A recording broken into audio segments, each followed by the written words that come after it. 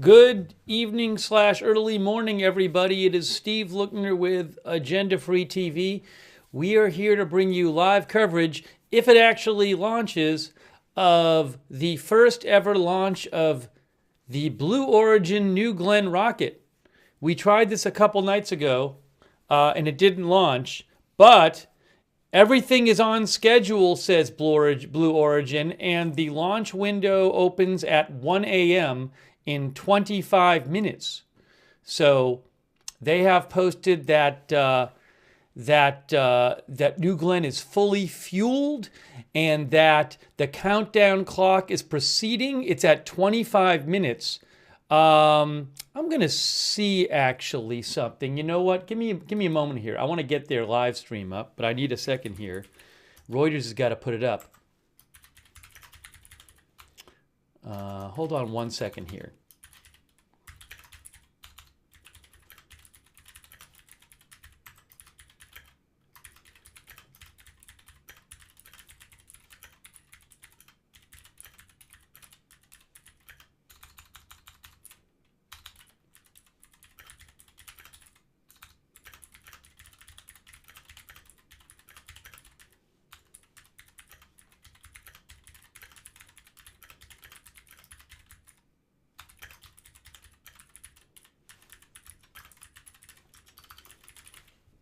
As soon as Reuters starts their stream of it, I can show it to you. But I can confirm that they have the Blue Origin current time clock is 24 minutes.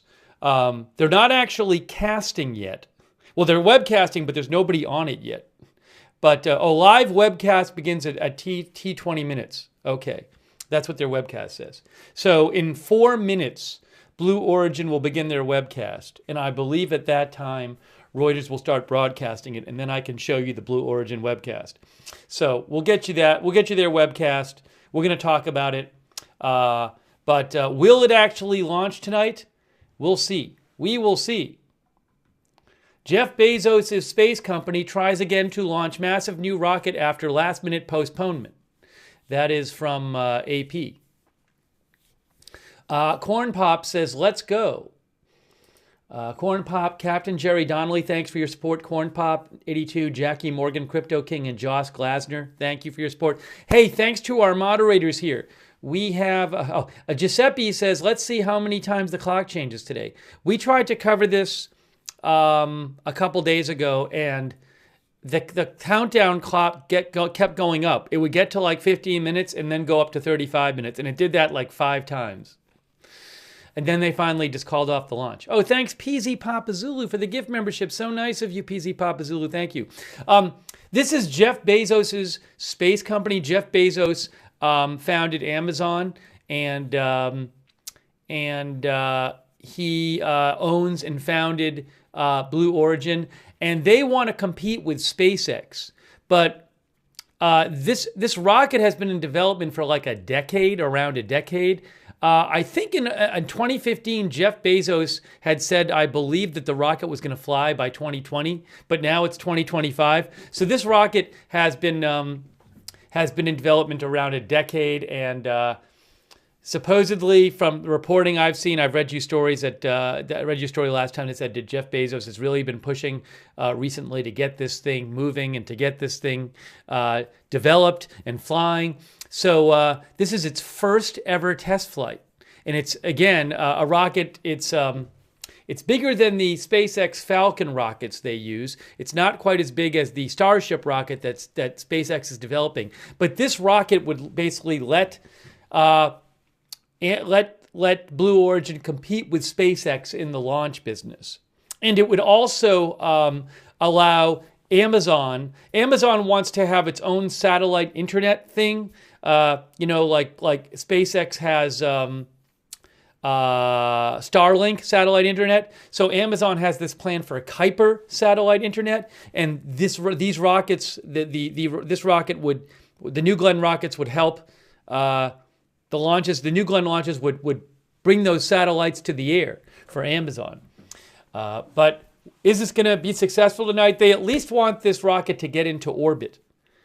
I remember that from our last broadcast. But they're going to try to it's supposed to have a reusable first stage. The bottom stage, the booster part, is supposed to be able to land back on Earth. They're going to try doing that tonight, supposedly. The Starship rocket that Spaceship is developing is fully reusable. This one, the booster stage, is reusable. All right, so we're waiting for the live stream to start and for Reuters to start the New Glenn Blue Origin live stream. And as soon as I have that access to that stream, I will put it on the screen for you, which should be very soon. Hey, thanks to Crazy Yoda for your support. Crazy Yoda says, I believe. Thank you to Cycle Law Brenner Brad, our new member. Thank you. And thanks to all of our moderators for being with us late night here. Ruth Krafasi, who says, it's so cool. Yeah, I mean, I hope they launch tonight. It'd be neat to see. Thank you, Ruth Krafasi, Roberts May Queen, for moderating over there on YouTube. Linda Belk and Larry on X. Rusty G is here. Hey, Rusty, how are you? Rusty is moderating too. We also have moderating. We have on Twitch, Good Luck Duck and Surly Dev are there. Thanks to Fifth Survivor for your support on Twitch. Fifth Survivor says, yo. Thanks Who Shot JR a few hours ago on Twitch too. I missed that. And did I get Try This Name? I think I did a few hours ago. Well, if you're there now, try this name. Thanks. Also, last but certainly not least, thanks to our Facebook moderators. Really appreciate you being there as well. We have Kay Lowry Body and Margaret Riley are moderating there right now. Okay. Do we have this? No, they haven't started. Any minute now, Reuters will start their coverage, and then I can start showing it to you. Any minute now. Oops, hold on. I want to go here. There. No, there. Jeff Bezos' space company tries again to launch massive new rocket after last-minute postponement. So a little background here from Associated Press. Blue Origin will try again to launch its massive new rocket, in about 20 minutes or so, we're hearing, after calling off the launch because of ice buildup in critical plumbing. That's what delayed it last time. The 320-foot New Glenn rocket was supposed to blast off before dawn Monday with a prototype satellite inside, but ice formed in a purge line for a unit powering some of the rocket's hydraulic systems, and launch controllers ran out of time to clear it, said the company. Founded by Amazon's Jeff Bezos, Blue Origin further delayed the launch because of Tuesday's poor weather forecast for Cape Canaveral and a moonshot planned Wednesday by SpaceX. The test flight already had been postponed by rough seas that posed a risk to Blue Origin's plan to land the first stage booster on a floating platform in the Atlantic. I believe the floating platform is named Jacqueline after Jeff Bezos' mother.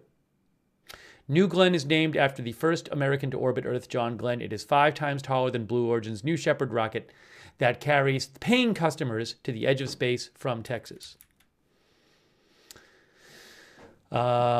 This is at Cape Canaveral tonight, this launch. What other pictures do they have here? Ooh, there's the rocket too. There's the New Glenn rocket. Oops, there's a little, I can fit that on more. All right. I am waiting any moment now. Reuters will start their stream, and I can bring you the live stream from Blue Origin, which is what I want to do. They stopped the clock? Uh-oh. We might have a short stream. Let's see here. Yes, the clock they're in a hold. I can confirm this. I am looking right now at the Blue Origin live stream, and the clock has stopped at 2050 and it says hold. All right? So the countdown says hold 2050. 2050 hold. That is what it says. I am looking at it right now. We could have a short stream.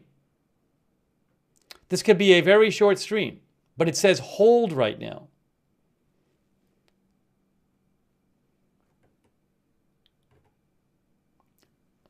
I'm looking at it. It says hold. Jackie Morgan claims it's a planned hold. They say the live webcast is supposed to begin at T-minus 20 minutes, and it's at 20:50. So they're not beginning the live webcast yet. There's a webcast, but there's no people on it right now. But I can see it says live webcast begins at T-minus 20 minutes, and it says 20:50 hold. Dan Beck says, here it goes again, a joke. They've been posting about this. 32 minutes ago, they said, here, look, I'll show you right now. Let me show you what it looks like. This is from Blue Origin. Let me show you. So it says, the countdown clock is proceeding. The 3-hour launch window opens at 1 a.m. Live webcast begins 20 minutes before launch. And see, it says 20:50 hold.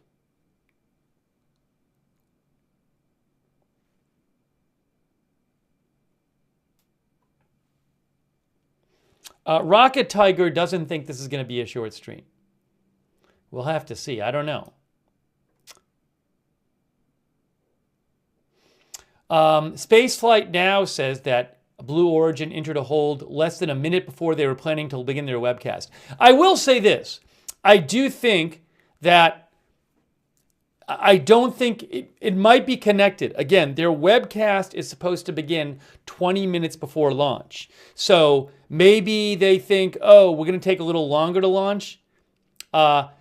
It's possible that they chose 20:50 for their hold because they're not quite ready to begin the webcast yet for whatever reason. My point is, they might think we want to launch at like 1:30 or 2 or 2:30, but we don't want to start our webcast yet.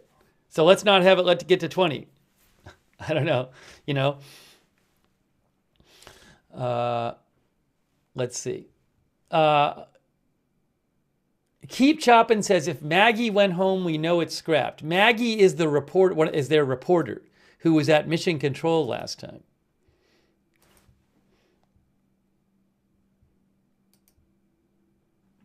Can see here, Reuters says, Bezos' Blue Origin New Glenn debut to pose long-awaited challenge to SpaceX.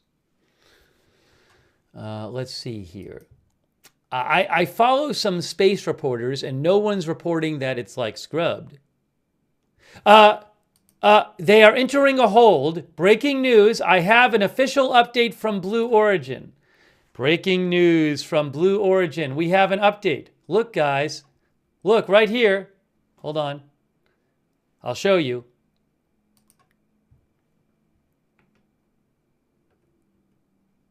Here.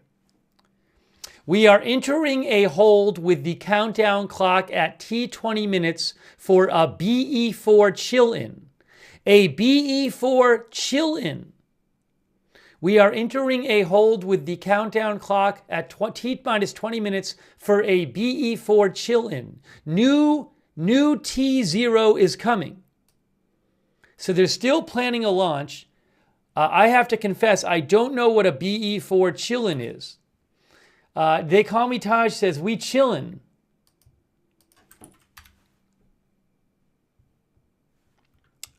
I'm going to ask ChatGPT. What is a BE4 chill-in in space technology? According to ChatGPT, it's the preparation of the BE4 rocket engine designed and manufactured by Blue Origin. It's a phase in the rocket engine preparation. Okay? Where super cold propellants are gradually flowed through the engine's turbo pumps. So it's something they have to do with these engines.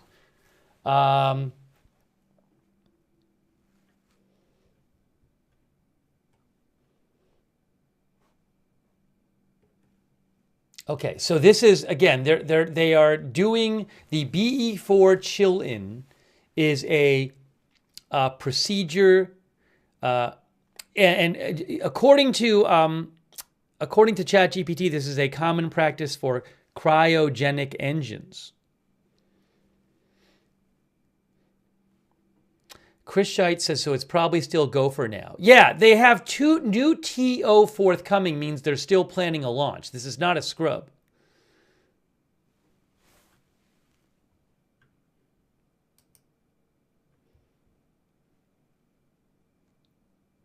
All right, so what is going to happen with this? We might have to do a poll on whether this is going to happen tonight. But you can see it says it is fully fueled, but we are entering a hold for a BE4 chill-in.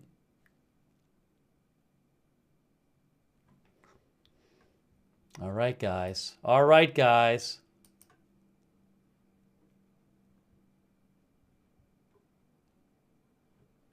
So Blue Origin says they're going to announce a new launch time tonight.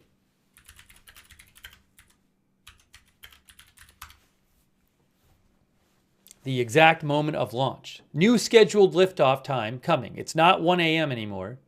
They have a 3-hour window. Okay. Let's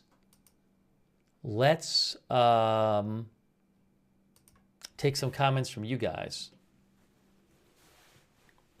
Jay Wright says, did they not do the chill-in last time? I do not know last time if and when they did the chill-in. I don't remember them ever announcing we're delaying the start time because of the BE4 chill-in. But maybe they did it earlier. Damon says, X did their engine chill literally 2 minutes to ignition. Connor Murphy says, doubt it will launch tonight. Noel Nolson says, I don't want no scrub. Uncle Frank says, piece of space junk. Dodger Blue says, we're going to need more coffee. Let me put a poll up right now. Will it launch tonight? Yes or no? That is our quick poll. Hang on a moment. Hang on a moment, please. Hang on a moment, please. All right, Twitch, we're going to post the poll right now.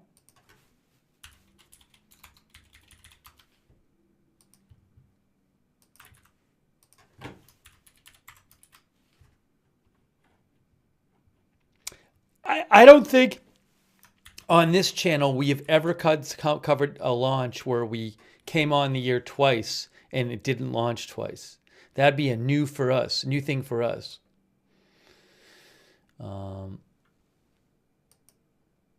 Hang on here. I'm posting the poll on Facebook now. I just posted it on Twitch and YouTube, and I'm going to show you what you guys think in a second, as soon as I post it on Facebook.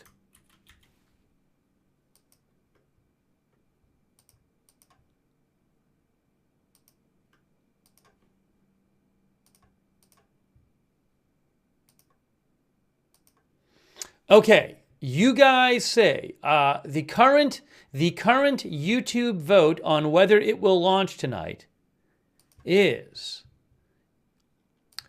62% no. YouTube is pessimistic right now. That's at the start of the broadcast too. 62% no. On Facebook, it is one person has voted. 2 people have voted no. 0 yes. So it's 100% no on Facebook.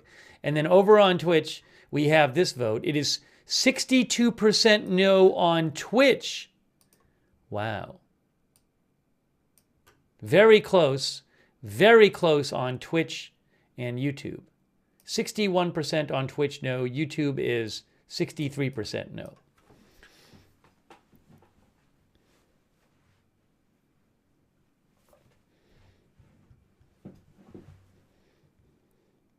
I9 says low confidence in Blue Origin.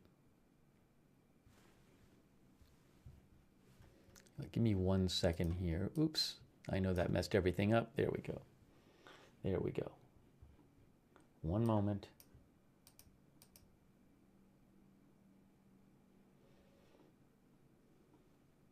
there.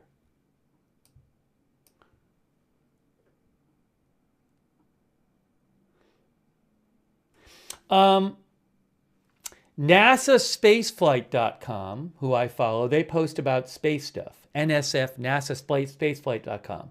Their take on this is they say not likely not to be a long hold, no mention of weather issues, which is good.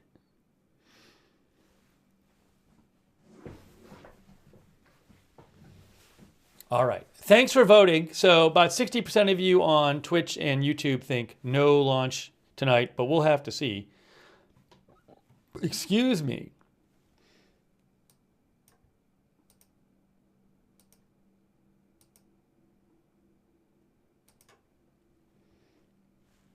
All right, let me just end the poll. Let me just end the poll here. We're ending the poll.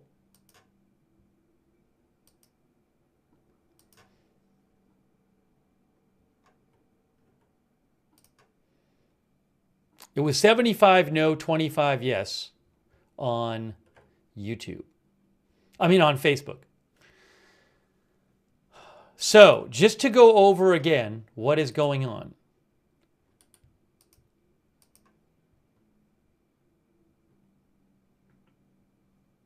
Just to show you here. So, we're waiting for the Blue Origin New Glenn rocket launch. It has never launched before. It is supposed to allow Blue Origin to compete with SpaceX. Blue Origin is Jeff Bezos' space company. This rocket has been in development for about a decade. It has been delayed for years. But the first test launch was supposed to be early this week, but now it's tonight. And everything seemed to be going fine. And at the live webcast is supposed to begin 20 minutes before the launch, but at 20:50, they put it on hold, and they said, we are entering a hold with the countdown clock at 20 minutes for BE4 chill in. BE4 is the rocket engine they use. New exact launch time forthcoming. So we do not have the new T0 yet. They have a 3-hour window to launch tonight, starting in 4 minutes. 4 minutes is 1 a.m. Web Surfer Guy says, hope it launches tonight. I have work tomorrow. Thanks, Web Surfer Guy, for your support. Thanks to Lil Rena also, and Damon Reinhardt, who says it should have launched with SpaceX last night. Is that what you mean, Damon? Thanks, Damon. Hey, and thanks, Sean TV. Sean TV says, I agree with Rocket Tiger. I don't know what Rocket Tiger said. Thank you, Sean TV. I appreciate that. Crazy Yoda says, I still want to believe. Thank you, Crazy Yoda. Thank you, Dillamond. And thank you, Cindy Edge. We've been busy today. We have been busy. This is our 4th stream today. 4 different news events. Crappy J says they got to chill for a while before they announce when launch will happen. In the meantime, maybe we'll talk about some background. And so once the live stream starts, I'll be able to show it to you via Reuters. But since they haven't started their live stream, like with the people on it, Reuters hasn't gone live with their stream.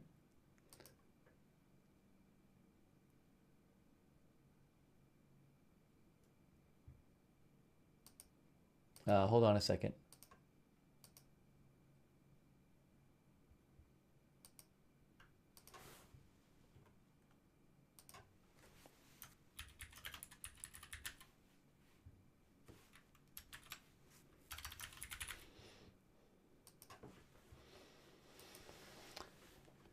A little background here. Oh, Cindy Edge says, I hope it goes up, but I'm doubtful. A little background here. You can see here. Here's another picture from, here's a picture from Reuters there. Oops, I should get you a better version of this picture. I'm going to get you a better version of this picture. Download. Oops. You know what I got to do? I have too many things on my desktop right now. So much stuff on my desktop. Let's get rid of some of these things here.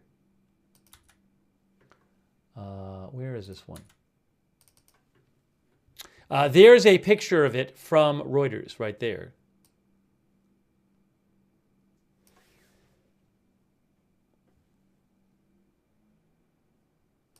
Reuters says, New Glenn debut to pose long-awaited challenge to SpaceX.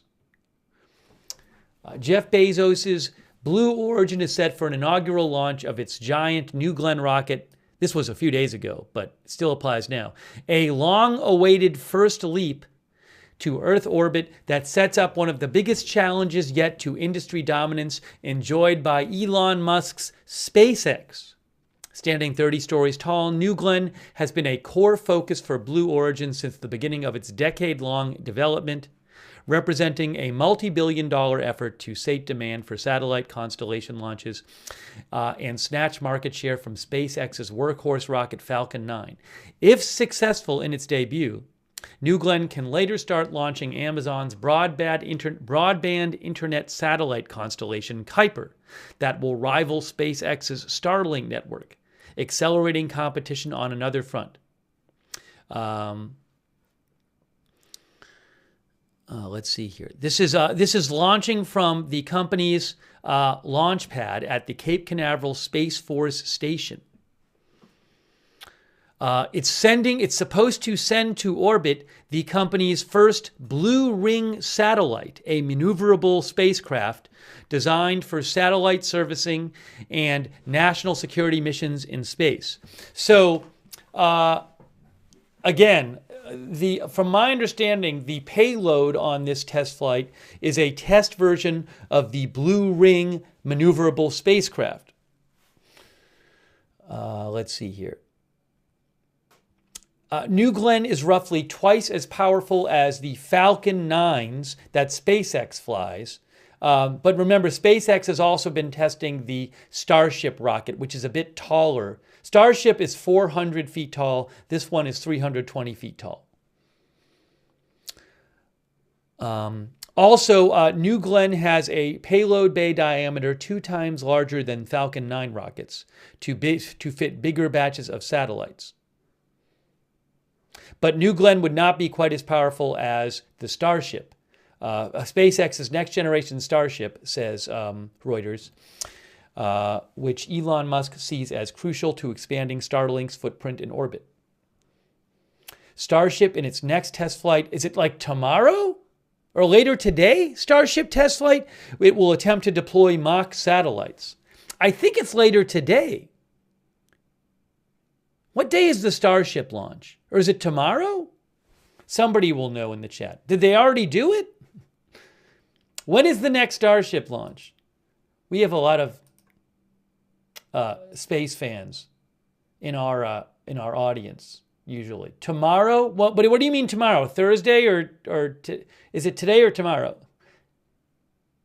Thursday at 5 p.m. Thursday at 4 p.m. CT. Some of our viewers, I thought it was like later today. Maybe I'm wrong though. Today, 5 p.m. Eastern time? All right, according to our viewers, the next Starship launch is later today, Thursday. But, oh, hold on a second. Hold on, I can show you something right now. I have something I can show you, I think. Yes, I can. I can show you the countdown clock. No, hold. Via AFP. AFP has it. I'm going to put the countdown clock on the screen right now.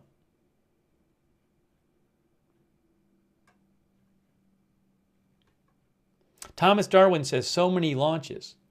All right, give me a moment. I will get the countdown clock on the screen for you now. Now.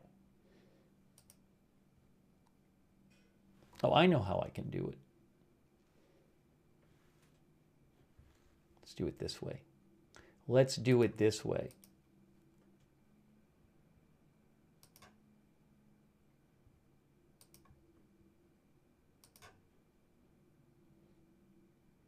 There it is. Okay, I'm putting the countdown clock on the screen for you.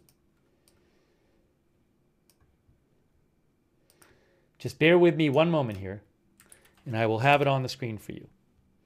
Putting it on right now. Are you ready? Are you ready to see the live countdown clock? That's not actually counting, but it is live.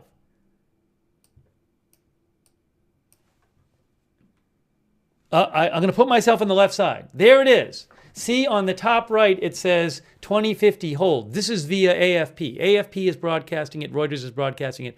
But I have the AFP feed right now. So you can see it says hold 2050. There it is. Live webcast begins at T-minus 20 minutes. Oh, where'd the clock go? Hey, the clock disappeared. The clock disappeared. Where's the clock? The clock went away. What happened? Why is the clock not there?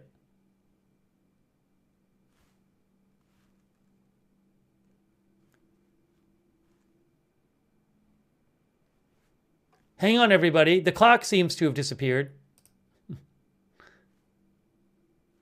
The clock, it's 30 minutes. It's at 30 minutes. Hey guys, they reset it to 30 minutes. They actually did it again. They reset it to 30 minutes. 30 minutes.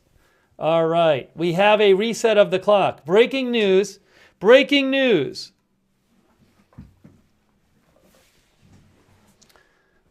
One of our viewers said, not this again. Okay, it's at 30 minutes. There you go. We have a clock. It's counting down. That's a new T0. The new T0 is 1:35 a.m., it looks like. Silent Ways is not staying up 30 minutes. All right, guys. We officially have the countdown clock, and it's officially at 29:43. Did they post anything new about this? SpaceX. Let's see. They haven't officially posted, but you can see it. You can see it on your screen. You can see it in front of your face that the countdown clock is going.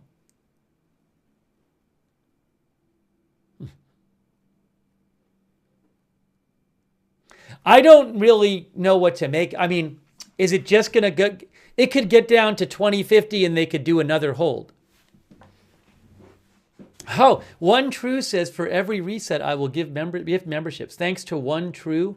Thanks to One True just gave 5 memberships. Thanks, One True.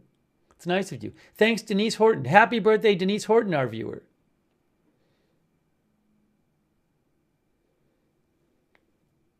Glad you had a good birthday, Denise Horton. Awesome. And thanks to Conspiracy Town. Thanks also to Connor Garrity. Connor says, I bet it gets to 10. But if it gets to 10, it will be 30 again. I think Connor is saying, looks like maybe there's a typo there, Connor. But you think if it gets to 10, it's going to go back to 30 again? Thank you, Connor Garrity.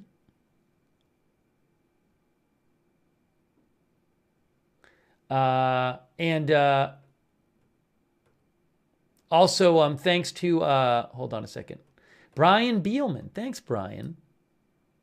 And Thomas Kruger. To refresh something on my end. All right, we're at 27:45. The webcast, we're not even waiting for the launch yet. We're waiting for the webcast. We just want the webcast to start first. Last time we had the webcast. Maybe they don't want to do it like last time where they were stuck for 3 hours on this webcast and nothing happened. If you missed it last time, several days ago, we were covering this. And at the start, we were watching the webcast and it was very enthusiastic. And they had people outside and like kids of, I think it was like people who worked there and their kids, and everybody was cheering. And then as it got delayed, it seemed to me and a bunch of people watching, it kind of seemed like they weren't really prepared to do a long stream. And then they would cut to the rocket just in silence for minutes long stretches. And a bunch of us were commenting that it didn't really seem like they were really ready to do a longer stream.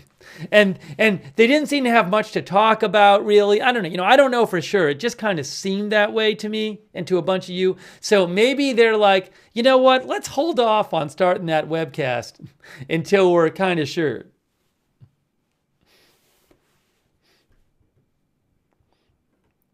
Just a guess. I don't know. Thank you, Rizzo, for the gift memberships also. And Joseph Perez, thank you. Joseph Perez says, I think the rocket has been ready this whole time and they're messing with us. Let's see. Did I miss anybody in there?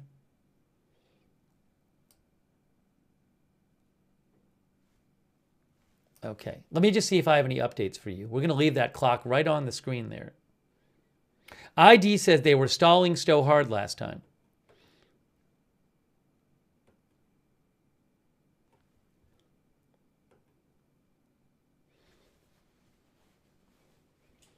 Fantasy thinks this whole thing is a troll. Jay Knows Which says they were deflated balloons by the end of the stream last time. Heather N says stuff happened. Maggie told us about buildings. Oh, now Radchick says I thought Thursday was the last day they could launch. That's, I think I had read an article, saying that like it would not the last day ever, but that there might be a more significant delay if not today. But let me see if any of the more recent articles talked about it. Hold on a second here. The AP article didn't mention anything about it today.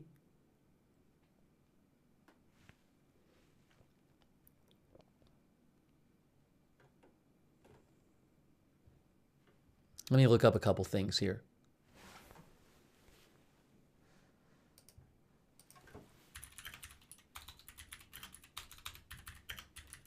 One moment here.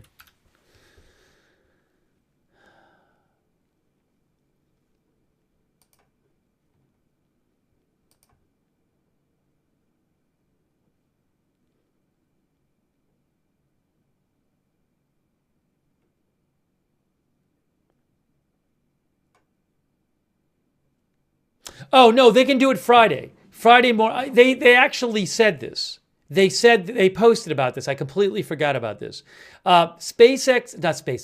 Blue Origin had posted that they posted that they could do it on Friday.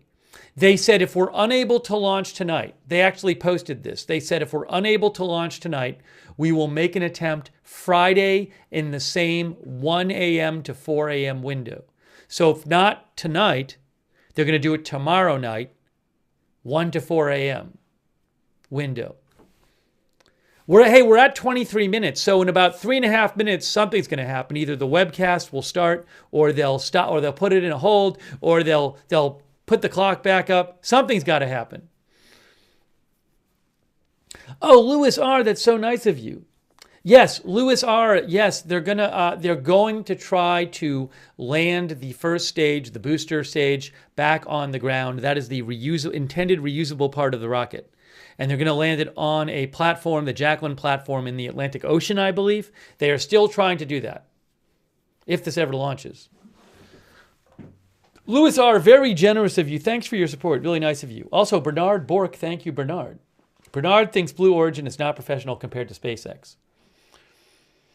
All right, we have about 3 minutes until the webcast is supposed to start. Well, by webcast, you're actually watching the webcast via AFP, but you're not actually, there's no people on the webcast. So the live with people webcast is supposed to start in 2 minutes and 30 seconds. We're going to have to start doing a poll, not just about whether they're going to launch tonight, about whether they're going to do the webcast tonight. Will they start their webcast tonight? That's a whole other thing. What do you think, chat? Are they going to start the webcast or not? Forget about the launch for now. Crappy J says Maggie is warming up for her entrance. Dixon's 24 thinks it's going to happen tonight. The Silver Jedi thinks Blue Origin is a joke. Jord West says nope, they're not going to start the webcast tonight. Measle Beef Tech says yes. Big Bug says, will there be Maggie tonight? Giuseppe thinks the webcast will start at least for updates. I don't know. I mean, they could have started it before. All right, what's going to happen? Something's going to happen one way or the other very soon, because we're at 21:34. So in a minute and a half, either the webcast starts or they put it in a hold or something. I mean, what can I say? It says webcast starts at T-minus 20 minutes. Are they really going to start this webcast in 80 seconds? Thank you, Heather N. I appreciate that. Thanks also ProClicker for subscribing and Smelly Cat for the bits. Thank you, Smelly Cat, on Twitch. 67 seconds until webcast start. Steve C. says, are we about to have breaking space webcast news? I don't know what's going to happen here.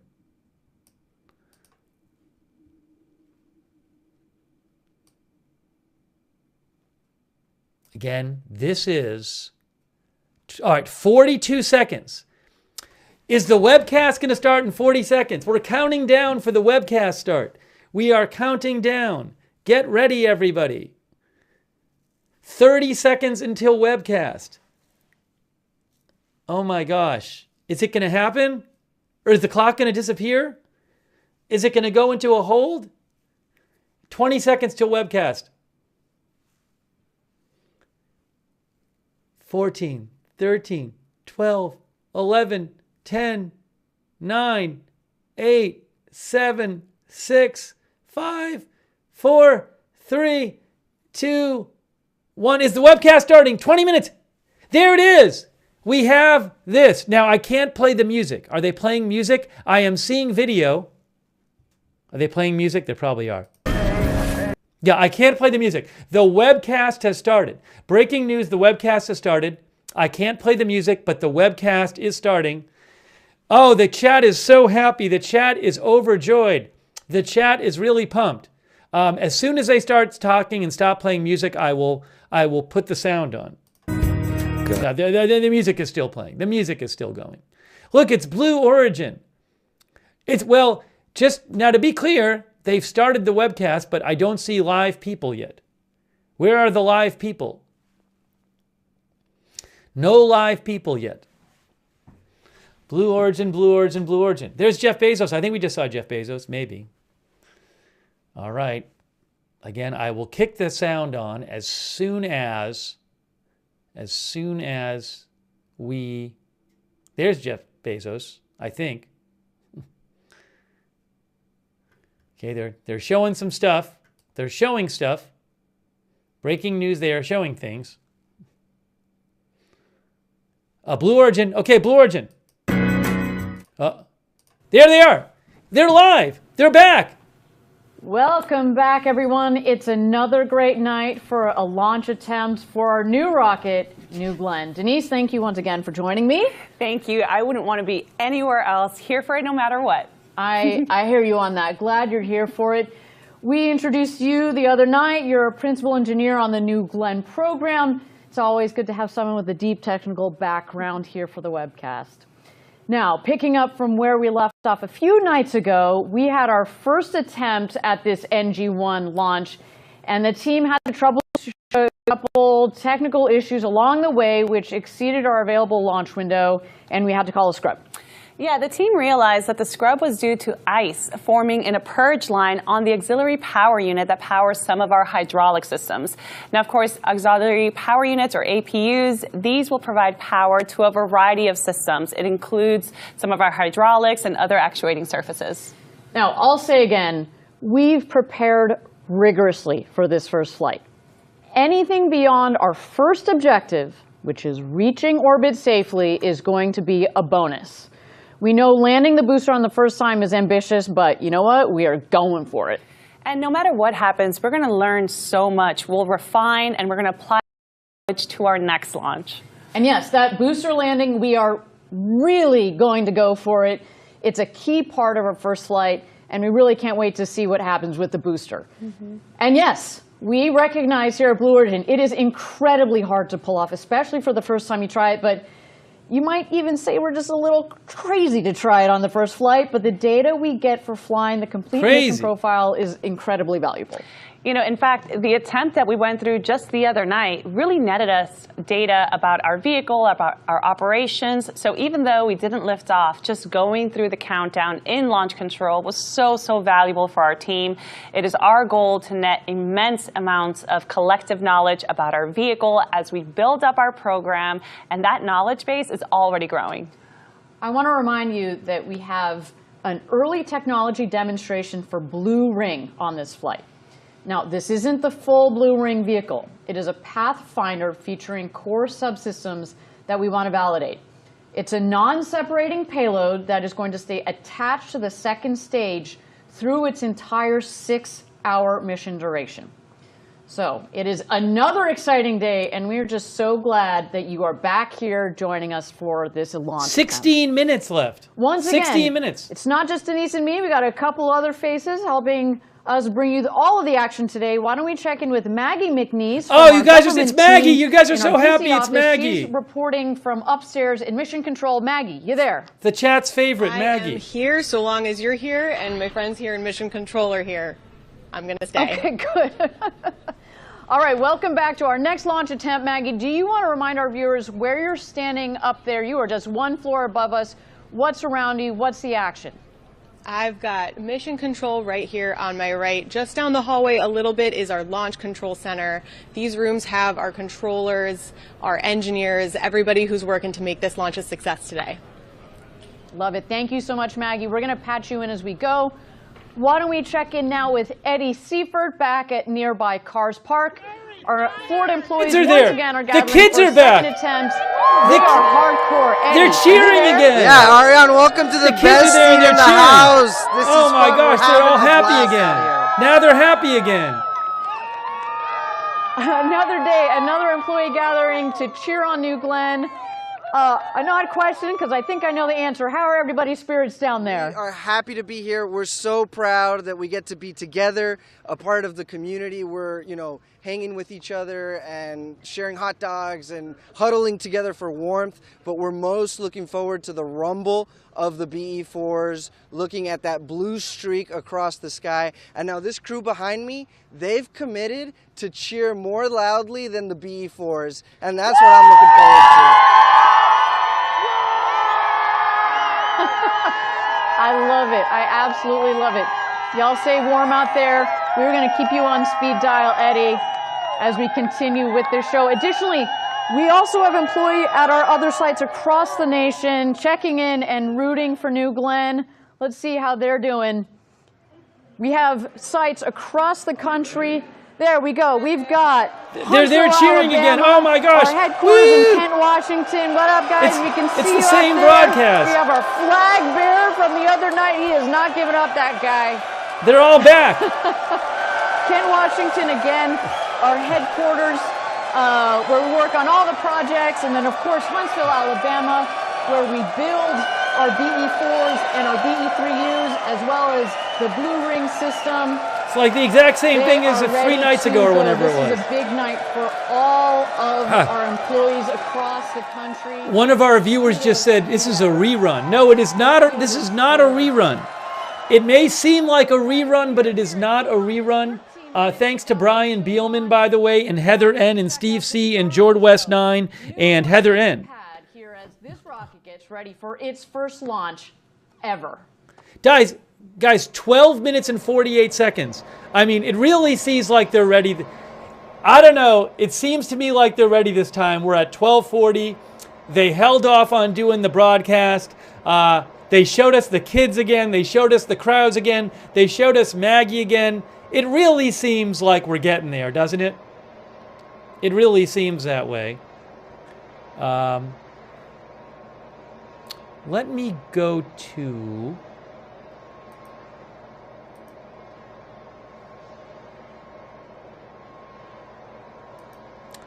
I think this might be a better video quality.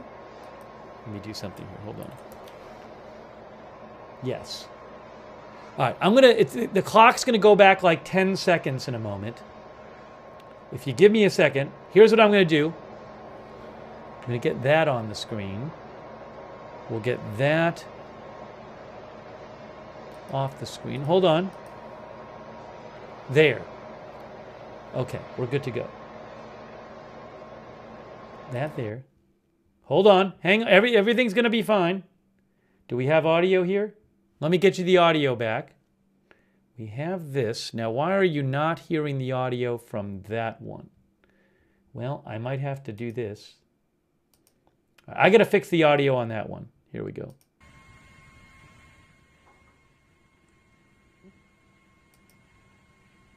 Welcome back, everybody. We're at T-minus 11 minutes and 12 seconds to go until New Glenn's first launch ever, NG-1. You know, so many of the people behind this mission are not only it's a hold. Parts of the New Glenn operation. It's in a hold again. It's a hold. It's a hold. It's a hold. 1103. It's a hold.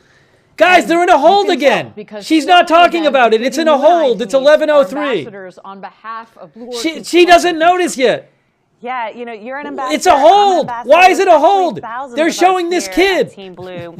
Club for the Future is Blue Origin's nonprofit to inspire and mobilize future generations to pursue careers in science, technology, engineering, arts, and math.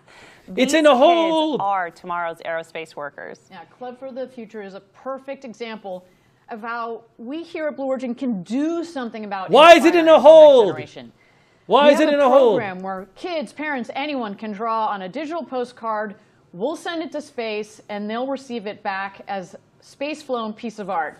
And why is it in a hold? We have digital postcards that are actually going up to space on New Glenn. That's just and why is it in a hold? Fun. That's the kind of thing I would have loved as a kid, and I know that my children also love making those postcards. All right, and it's a hold. We are ready for a go, no-go poll. Let's stand by. What? A go, no-go poll. Oh, maybe they're figuring out if they're going? Is this a good thing? A go, no-go poll is happening.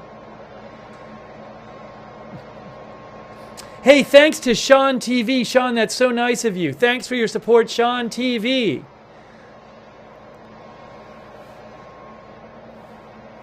Let me do this. This there. This there.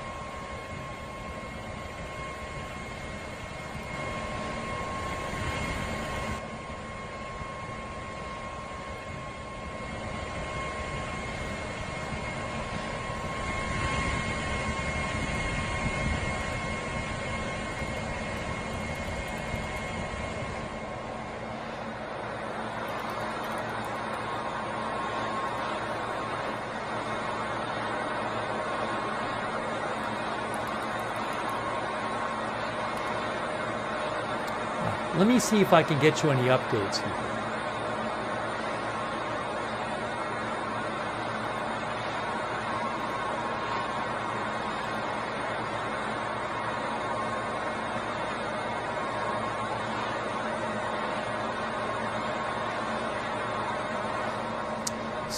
So they said we're doing a go no go poll. I follow a bunch of space journalists. And the space journalists are all saying it's a hold. And no space journalist that I follow has said, oh, this is the go, no go is like a normal thing. So now Fish Tacos thinks it's a planned hold. I don't know about that.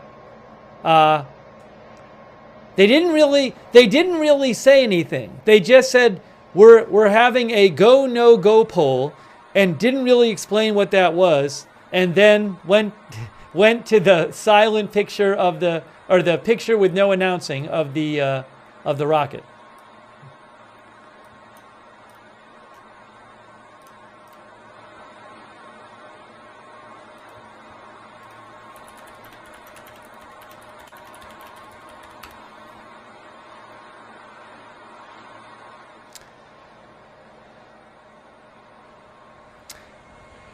ChatGPT says it's a key critical decision-making step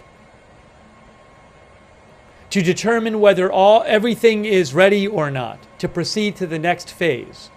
So, sounds like a big step.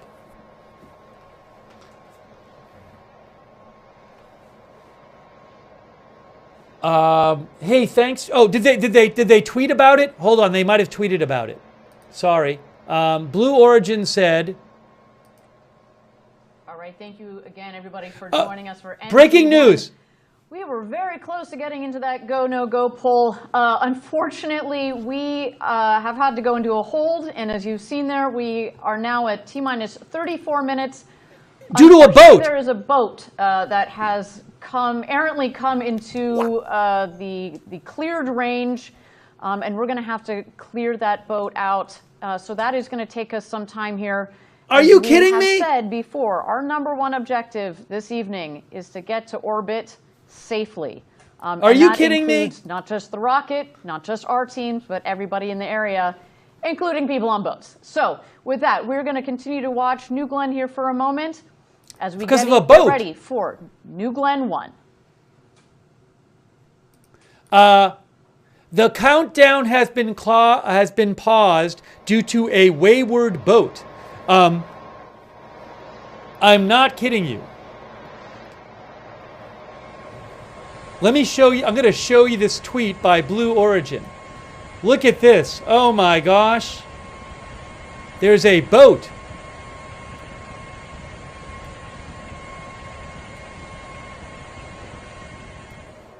Entering unplanned hold. Oh, it's 33 minutes. It's now up to 33 minutes.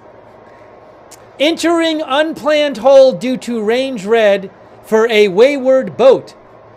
New launch time coming. And then the clock went back up. One of our viewers said, blaming the boat now?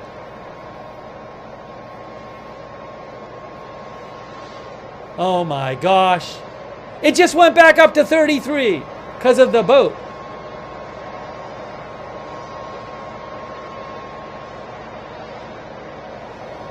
This is unbelievable. This is unbelievable.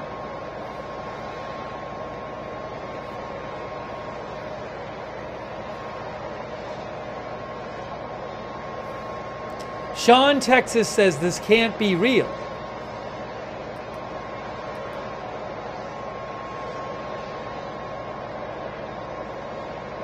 I'm going to check. I can actually check marine traffic. I wonder if we can see it on marinetraffic.com.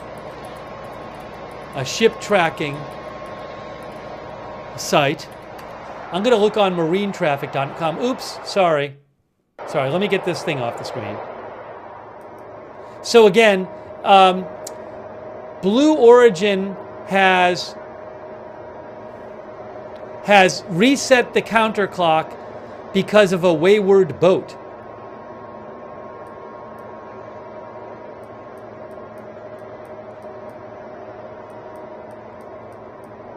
All right, I'm going to marine traffic, and I'm going down to Florida on marine traffic and seeing if I see any boat there.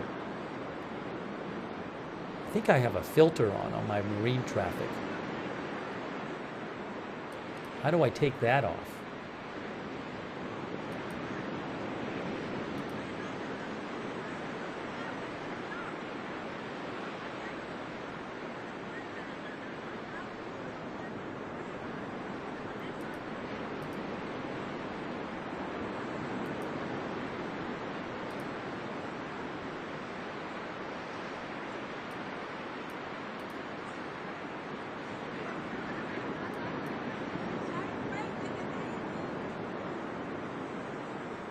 Give me 1 second here. Oops, hold on.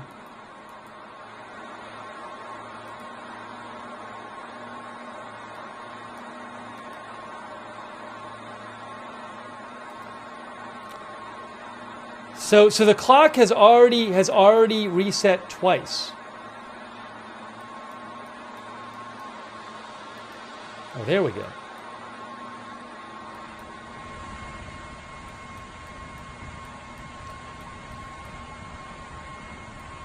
So a boat went into the area where it wasn't supposed to be?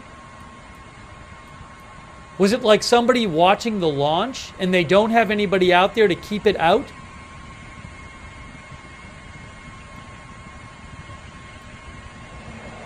Where is Cape Canaveral on my map here? There it is. I see it.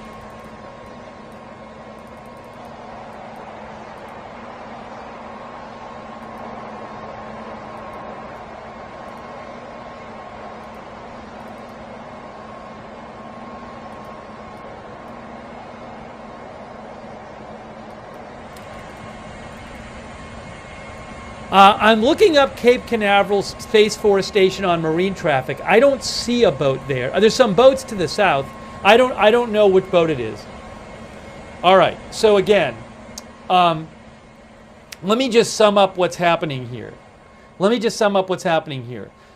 think it was Monday night, was it? That we're watching. This is supposed to be the first test launch ever of Blue Origin's New Glenn rocket. Blue Origin is the space company owned by Amazon's Jeff Bezos. This rocket has been in development for about a decade. It is long delayed.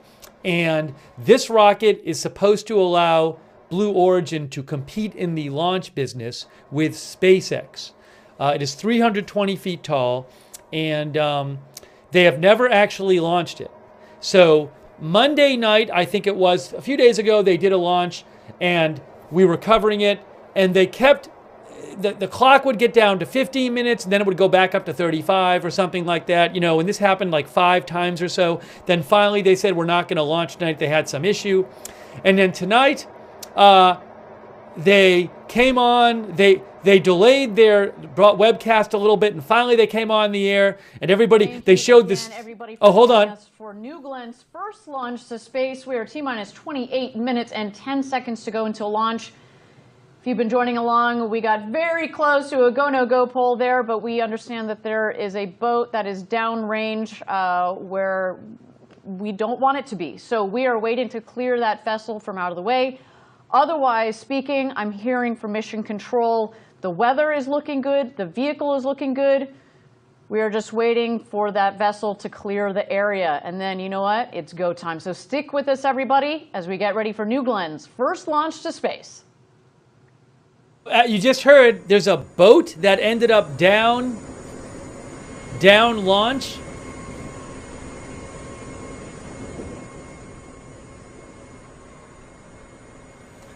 One of our viewers said, see you guys Friday night.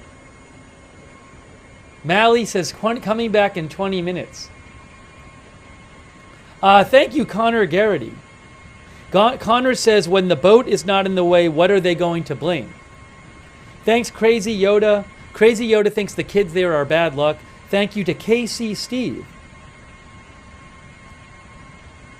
KC Steve says, the viewer who predicted a hold at 10 minutes and then a restart to 30 gets all the prop bet money. Thanks to Corey Jacquote from Canada, who says, Corey says, come on, Elon, get your boat out of the way. Oh, One True gave some more memberships. Our viewer One True said One True was going to give memberships every time the clock went back up. So One True just gave some more memberships. Thank you also, Heather N. and Jan Eric Edvardson, who quoted Kenny Rogers, gotta know when to hold them. And Raven Knight, thank you. Thank you, Raven Knight. I appreciate that. Raven says she wished she could cuss, but Ruth would not allow it in the chat. Thank you, Long Twins and Quorum Pop 82, who says the most expensive drinking game, Billionaire Flex. Sean TV, thank you. And we're bringing you live coverage here. Thanks to Tech Slug, who says we're going to need a bigger boat. We got to get that smaller one out of the way. Thank you, Tech Slug, for your support, and QBat, and Pro Clicker, and Anonymous Gifter, and Denise Horton. Thank you. I got to say, once again, they have not been on the air this long. They came on for what, 5 or 10 minutes, and as soon as they're not even talking anymore. So I guess their strategy is we're just, if we're not close to the launch, we're not talking. Because look, they haven't been on the air that long, right? But they're not even trying to fill. They're not even trying to fill this time. Last broadcast, they seemed to be trying to fill the time for hours. This time, they really have not been trying to fill the time. 4C Blue says they ran out of things to say last time. AMC says they don't have that much to say anyway. But they didn't even go through, like they could be saying, like, here's the rocket, here's what it's supposed to do, here's why we developed it. It's not like they've talked about that on this broadcast. They're just not even bothering this time.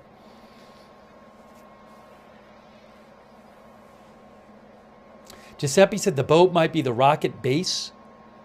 Well, they said it didn't sound like that. What they said is it sounded like they said that some boat was some place where the rocket was going to fly over. It sounded like they were worried that, like, if there's an issue with the rocket, it could land on the boat or something.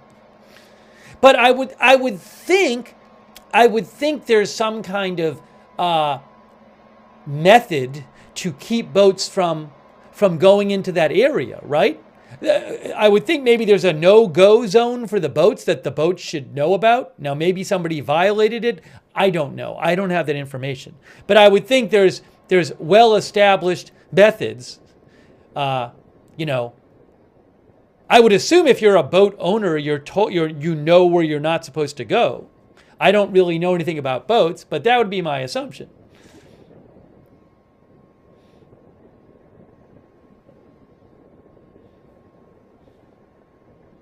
Thanks Homer Simpson, who says boats and holds. Thanks Joseph Perez, who thinks I should play a sad trombone sound effect when they set back the clock.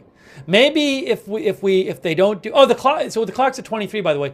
If they don't do it tonight, maybe I'll try to get a sound effect for next time. Let me just see if I have any updates here. Also, besides this, besides what they're saying on the broadcast. Hang on.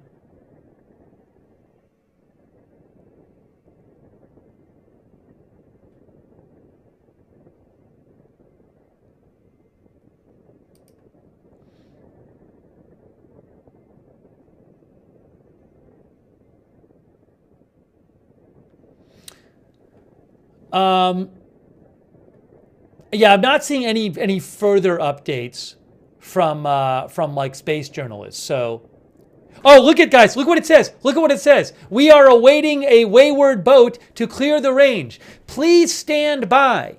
We are awaiting a wayward boat to clear the range. It really says this. It really says that. See?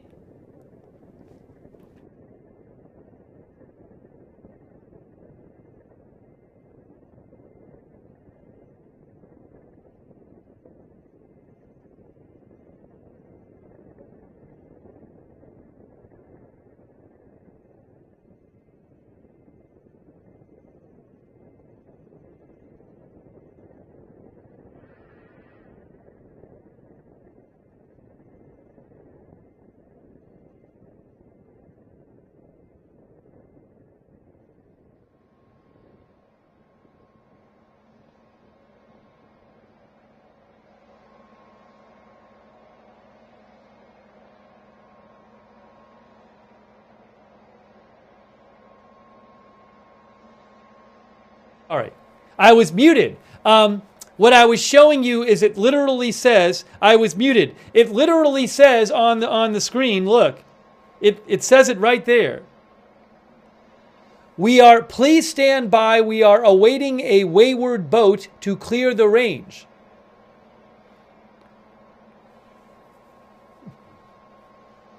It's right there. They have it on the screen. A wayward boat. It's a wayward boat.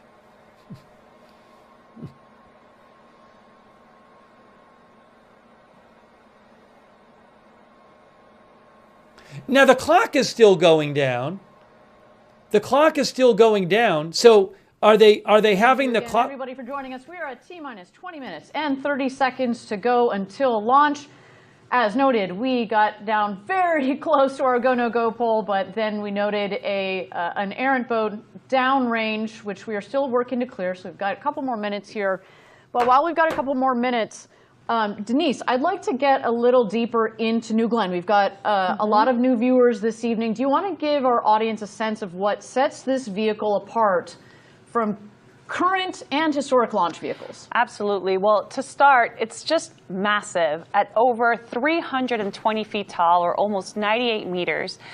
Just to think about that, that's like a 32-story building. It's really hard to describe what that means, but another way to think about it is, we all know and love New Shepards. You could stack 5 New Shepards end to end, and that's about the size of New Glenn. So our viewers can see there on the screen there.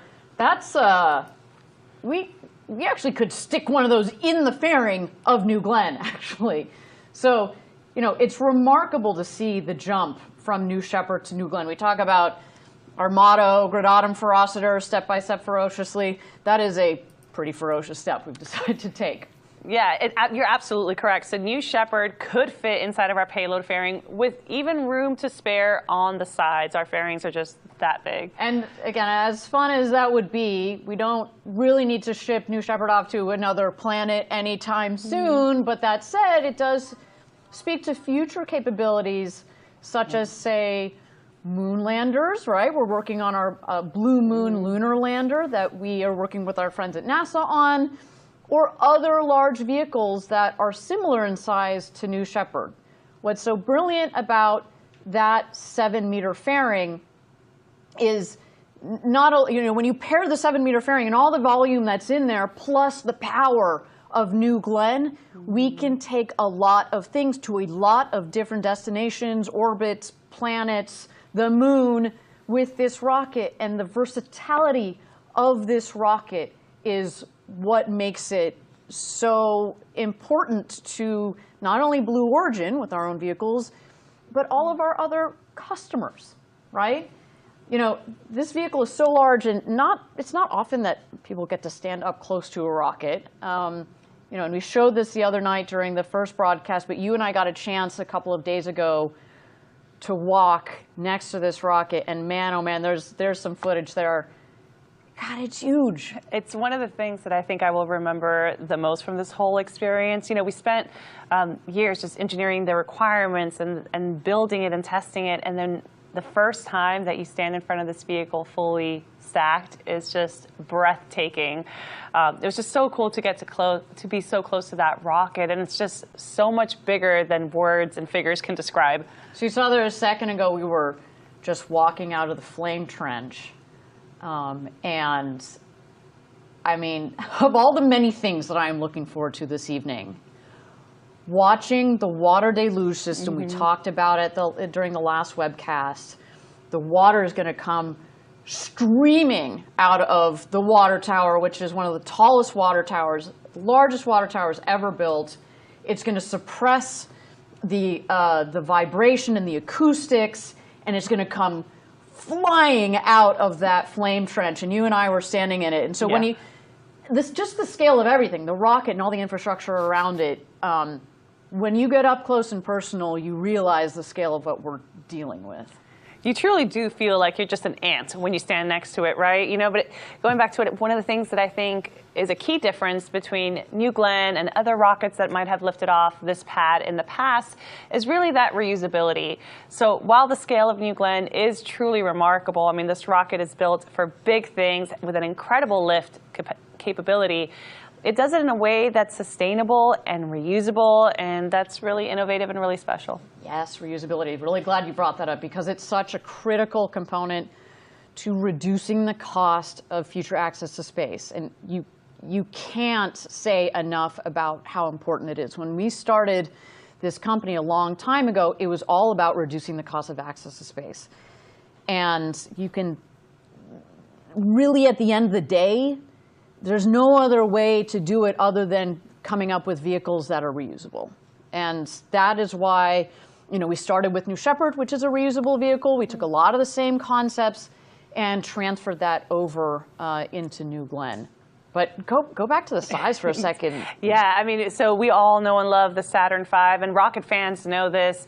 Just like Saturn V and other big rockets, rockets fly in stages, and the job of the first stage, or what we sometimes call the booster, is to lift the vehicle from Earth up into space. The stages will then separate, and it's the second stage that powers our payloads into orbit. And, you know, you guys, for some of our viewers who maybe aren't as huge rocket nerds as we are, the Saturn V is what took Apollo missions and astronauts to the moon. So you get a sense of the scale with that vehicle. And, well, you know, we might be just a little bit smaller than that, not by a lot. It's only about 10%. Like, we are we are going to also be taking people and vehicles to the moon and beyond with this vehicle. So as we say, this is going to be our workhorse vehicle for decades to come, which is why we are so excited about this launch. It really is a historic launch in the sense that we intend, this is day one. We are opening a new chapter for not only Blue, but for spaceflight capability and for customers around the world to be able to put things into space for less. And who knows what that's going to open the doors to. So that's our baby. That's our What's new up with the Glenn boat? in a nutshell. For What's those happening of with you the that are boat? less familiar with this rocket, obviously we're super proud of this vehicle, and we cannot wait to send Did they it move up the to boat yet? space in just Is the boat moved yet? 13 minutes and 50 seconds to go until launch. Let's turn it back to the rocket and listen in as it gets ready. What happened to the boat? Is the boat gone or not? Is the boat gone or not? I do not know if the boat is gone. It doesn't say on the screen the thing about the boat anymore, but they haven't confirmed that the boat's gone. So I don't know if the boat's gone. I don't know what's happening right now. Hey, thank you to Clay Turner, Brian Beelman, Broken Midland Chapel, One True, Jan Eric Edvardson, Crazy Yoda, Jake from State Farm. Jake thinks a rocket with an unproven track record that can't get off the ground is much of a competitor to SpaceX. Well, maybe it'll have a proven track record after tonight. We'll have to see.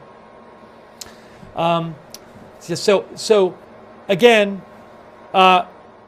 they reset the clock about, what, 20 minutes ago, because they said that a wayward boat had come into the range of the launch, and they were trying to move the boat, and we haven't had confirmation that the boat has been moved yet, although the clock keeps going down. So maybe if it reaches like 10 minutes, that means they moved the boat. They have not actually said they moved the boat, but it no longer says on the screen we're waiting for the boat. So we're at 12 minutes now, just about. This is Jeff Bezos' space company. They're launching this rocket for the first time ever, the long-delayed New Glenn rocket that is supposed to allow them to compete with SpaceX in the launch business. First ever test launch. The bottom stage, the booster stage, they're going to try to re-land it. They're going to try to land it on a platform in the ocean after the during the launch, minutes after the launch. The bottom stage, the booster stage, is the first stage is supposed to be reusable. One of our viewers just said, Ben C says 2 minutes till timer reset. I honestly have no idea if it's going to reset. I mean, I don't know if it's going to reset or not, and I don't even know if they cleared the boat. Then a while back, they mentioned a go, no-go poll that they had to do, and we just stopped hearing about that. Are they doing a go, no-go poll? I don't know. We're under 11 minutes now. Hey, thank you to Jay Bagwell. I appreciate it, Jay. Thank you. Thank you to Tech Slug over there on Twitch. Thanks to our moderators who are here. Ruth Krafasi is over there on YouTube. Thank you, Ruth. Linda Belk and Larry on X. Roberts May Queen is here moderating. Thank you. Havasu Mom. On Twitch, Surly Dev, Daily Disclosure, K. Lowry Body, Paul Anderson, Margaret Riley over there on Facebook. Thank you, mods. I have no updates on the boat for you. We're almost at 10 minutes left.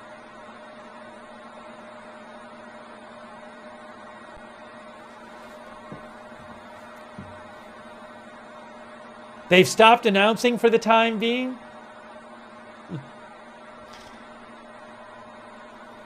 We are under 10 minutes. Okay. I hope I don't curse it. I'm going to change the headline back to soon. Oh, people are going to get mad at me for doing this. I've just cursed it. Soon. Thank you again, everybody, for joining us. We are at T-minus 9 minutes and 40 seconds to go until launch. We are awaiting here the go, no go poll for New Glenn's first launch to space. Now, at this point, we're going to throw it over to launch control. They're going to go around the room and see if we are ready to go to space. Keep in mind that upstairs we have our launch control and our mission control room. In the mission control room, we have the team that is managing our Blue Ring Pathfinder payload this evening. As we mentioned on the last webcast, I'm particularly proud of our Blue Ring team. It's the team that I help lead here at Blue Origin. They have been working very hard on this payload, and they are ready that as soon as the second stage separates from the first stage, the fairings will deploy, and it is heading out to MEO, to Middle Earth orbit, where it is going to remain up there orbiting the Earth for about 6 to 8 hours or so, collecting various data, checking all of the various systems, primarily telecom systems there. You see poll coming in here. Stand by. Poll is coming in. Go, no, go poll right now. Pending L-10 actions in work. Roger. Report when those are complete. Recovery. Go. PLI. Go. LSO. Go. OSM. Go. RC. Go. ESR. Go. AC. Go. And BMD. Go. LD is go as well. All stations LD on count 1 with the terminal count. Briefing all personnel remain in current positions until launch. Maintain operational silence in the control room. All controllers move to count 1 for launch. If a constraint is observed between now and launch, commit. Announce hold on count 1. Briefly state reason. Hold. Wait, what happened? LD set hold fire switch to launch position. No, I guess we're okay. It's still going. We're still going. Launch. We're still going. Is in launch. Guido, verify, abort, request, flag, false. We're still going, right? The clock is still going. What's happening? Is something happening or not? Is something happening or not? Roger. Is something happening or not? I can't tell. Are the announcers going to tell us? What happened? What just happened? I don't know what happened. Does anyone know what just happened? Launch. This is our first flight, and I guess it's going. I guess we're good. But no amount of ground testing or mission simulation is a replacement for flying this rocket. Our key objective today is to reach orbit safely. Anything beyond that is a bonus. And believe me, we are nothing if not persistent. Now we're getting very, very close here. T-minus 6 minutes and 30 seconds to go until launch. Our terminal count is beginning in just a few minutes. You just heard it right there. We are go for launch this evening. But one important aspect of our rocket that we haven't really touched on today, our New Glenn rocket is called New Glenn. It is named after an American hero, John Glenn, the first American to orbit Earth, circling it 3 times in 1962.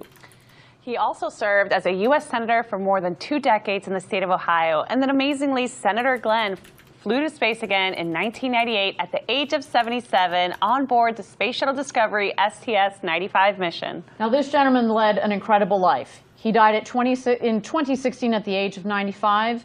But shortly before he died, our founder, Jeff Bezos, was able to connect with the senator and tell him that we hope that he'd be willing to lend his name to Blue's first orbital rocket. And we have here a copy of the letter that he sent back. You can see it is really meaningful to us. Just a moment, let me read you a couple of words. When I first orbited the Earth in 1962, you were still 2 years from being born. And when I returned to space in 1998, Blue Origin was still 2 years in the future. But you were already driven by a vision of space travel accessible not only to highly trained pilots, engineers, and scientists, but to all of us. I'm deeply touched that you've named the second generation of those rockets New Glenn. As the original Glenn, I can tell you, I see the day coming when people will board spacecraft the same way millions of us now board jetliners. When that happens, it will be largely because of your epic achievements this year. I get goosebumps every time. You know, he's the first American to orbit Earth, and I've seen that letter hanging in our headquarters Less than building 5 in minutes. Less than Yeah, 5 it's one minutes. of our treasured artifacts. Everybody, we're at T-minus 4 minutes and 30 seconds to go until launch. We are very close. We are coming up here on terminal count. Do not go anywhere. Don't go anywhere. Do not go anywhere. Do not go anywhere.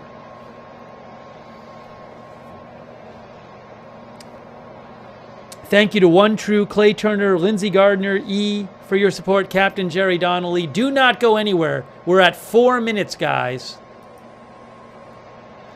This is Jeff Bezos' 4 minutes and counting. company. Terminal count active. Less than 4 minutes. Do Taping not timer go anywhere. started.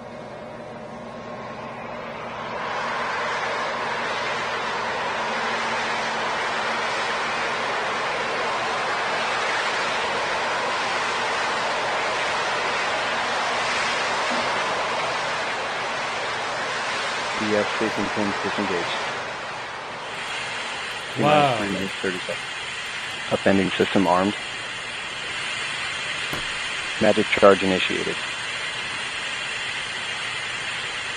Wow. Our team is now securing all the commodities to our first stage and our second stage. They're also going to be draining and purging all the umbilicals that are supplied to New Glenn. Guys, I think it's really going to happen. T-minus 3 minutes.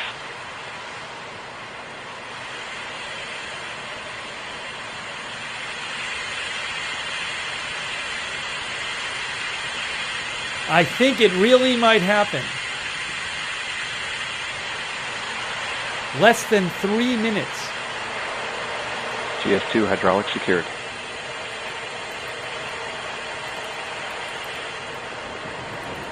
Magic charging complete. T-minus 2:30. GS1 pre-press start.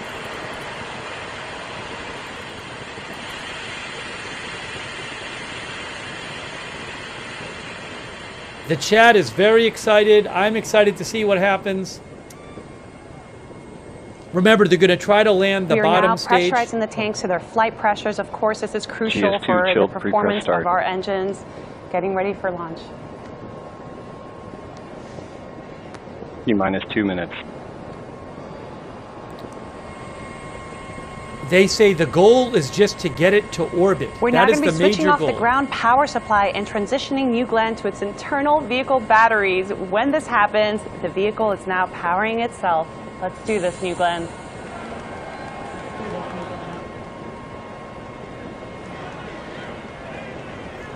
Wow, 1 minute 30 seconds. The main goal is to reach orbit safely. T-minus 1:30. 125. There it is. New Glenn is alive.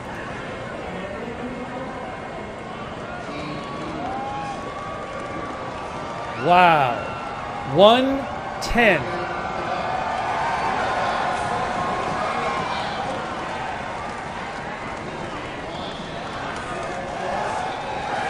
One T-minus minute. 60 seconds.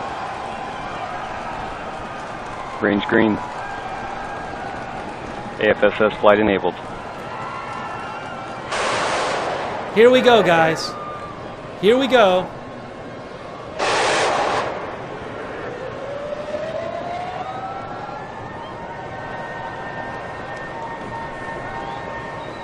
First time ever, New Glenn rocket, 33 seconds away. APU's running. T-minus 30 seconds. GS1 at flight level. GS2 at flight level. Big water start. That's a big water command. There's a water deluge. Here we go, New Glenn. It's time to do this. Let's light this candle. Autopilot enabled. T-minus 10, 9, 8, 7, 6, 5, 4, 1.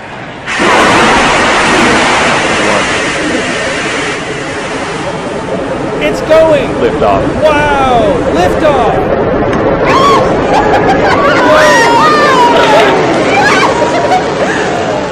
All 7 engines at full thrust. Wow. Chamber pressures are good. Vehicles cleared the tower. Now passing 18 seconds into flight.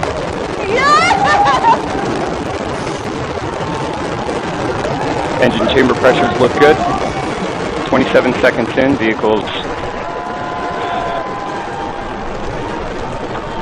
now begun the pitch roll maneuver to point down range. Body rate responses are nominal. Chamber pressures continue to look good. Now 40 seconds into flight. Oh my God! End of roll. Strakes now level. Chamber pressures continue to look good. 50 seconds in. Data quality looks good coming down from the vehicle. Wow. Chamber pressures continue to look nominal. 1 minute into flight. Waiting for this. And liftoff. All 7 engines continue to look good on the first stage. Data quality is good coming down from the vehicle. Body rate responses are nominal. Space flight and 1 minute, 15 seconds into flight. As we build a road to space for the benefit of Earth. Profile looks good.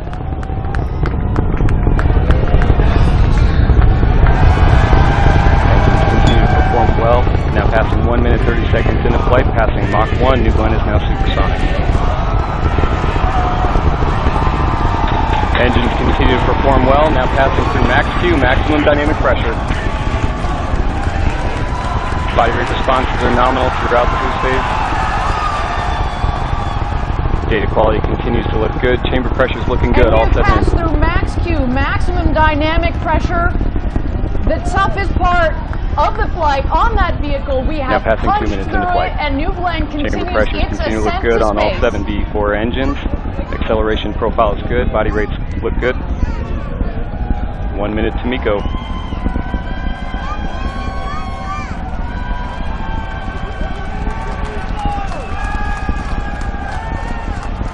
D3U LH2 chill-in started. The E4s continue to perform well throughout the boost phase. Now passing 2 minutes, 30 seconds into flight. Trajectory is nominal. Wow. Nice shot. 2 minutes, 40 seconds. Approximately 30 seconds remaining in boost phase. And here we are coming up Chamber on pressures on all MECO. 7 Main engine cut off. Let's stand by for that. Continue to look good. Stage 2 RCS priming. Now passing 3 minutes.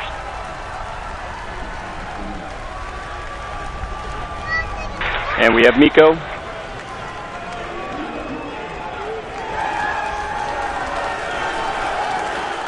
We have stage set.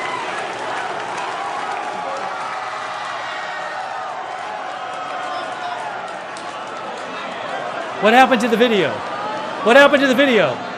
Did something go wrong? And we have ignition on both BE3Us. Chamber pressure is good. Okay, good, good, good.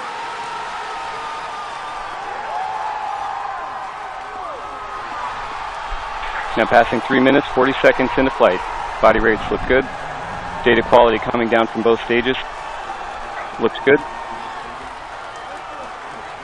GS2 performing a pitch-up maneuver. Body rate response is nominal. B3U chamber pressure continues to look good. So far, so good. We have good payload fairing jettison.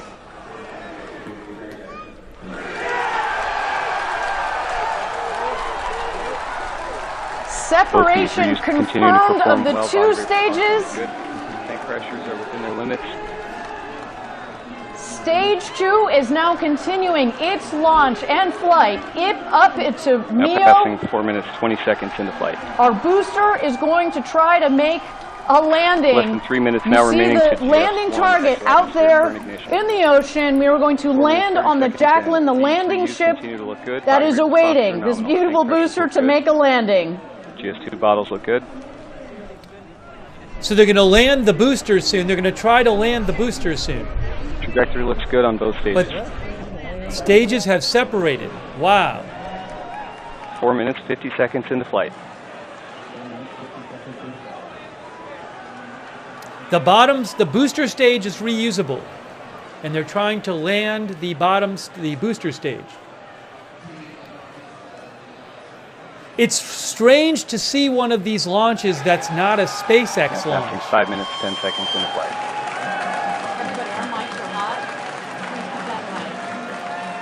Thrust on both BE-3Us continues to look good.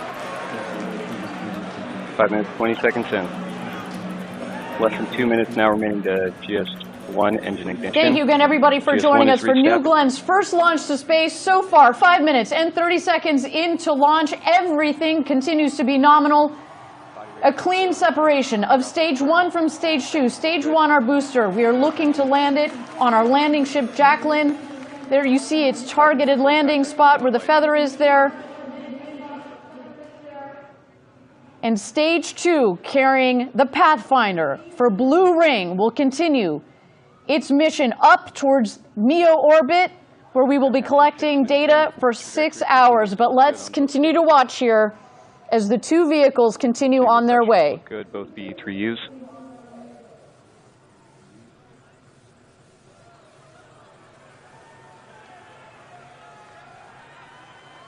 Confirm GS1 engine chill active. Less than 1 minute now remaining to exo-atmospheric engine ignition. 6 minutes, 30 seconds into flight. So coming up here, we're going to see the middle of the 3 7BE4 engines on the booster light up. Good. Chamber pressures on both BE-3Us. This is going to slow the vehicle down, and then as the vehicle gets closer to the landing ship, the Jacqueline, the 2 outer of the 3 middle engines will shut off, and just 1 in the center will remain to help slow as well as guide the vehicle back to the landing ship. As you've also seen on the booster vehicle, we have the steering fins at the top of the booster, as well as the strakes, which act essentially as wings. This vehicle is flying back to the Jacqueline, providing lift to come in for a nice, soft, and vertical landing onto the landing ship, the Jacqueline. Wow. Chamber pressures on both BE-3Us. All 3 engines relight confirmed. Wow. That's on the booster. Body rates look good on GS2. Look at it, we can see it. Continuing through its planned burn. Now 7 minutes, 45 seconds in. Wow.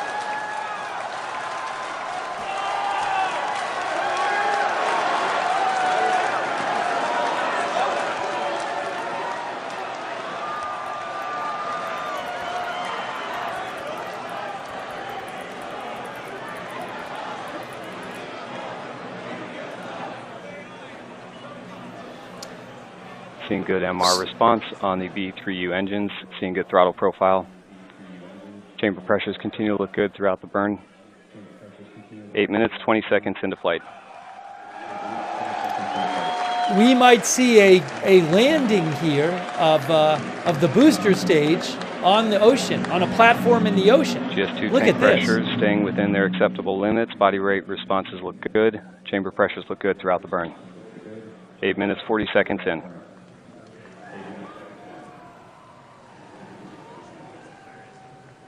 Booster reentry burn, it says at the bottom.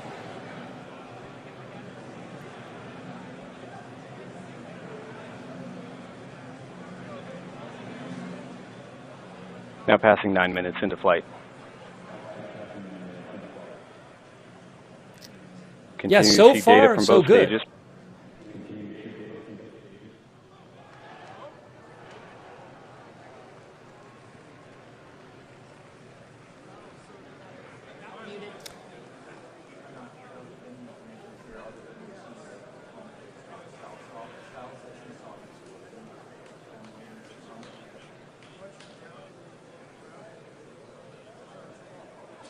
GS2 data quality continues to look good throughout the burn.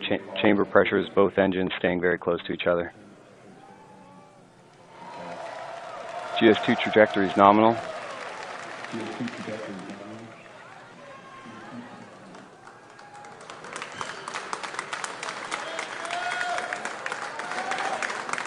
Less than 3 minutes now remaining in the GS2 burn.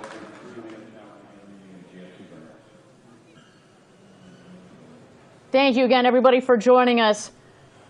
Wow, what a moment so far. We obviously have some frozen data here on our stage 1, on our booster. We're still waiting to understand what the situation is with the booster. Meanwhile, our second okay. stage, There we go. GS2, continues 10 minutes, 20 seconds into its flight. ascent as well as its climb towards MEO, which is where it is headed this evening. We are still waiting. You see good throttle response Again, on both our these first three engines. our primary objective, getting to orbit safely. Let's stand by here. So they don't have data on the booster anymore. As some of our viewers pointed out, the data is frozen.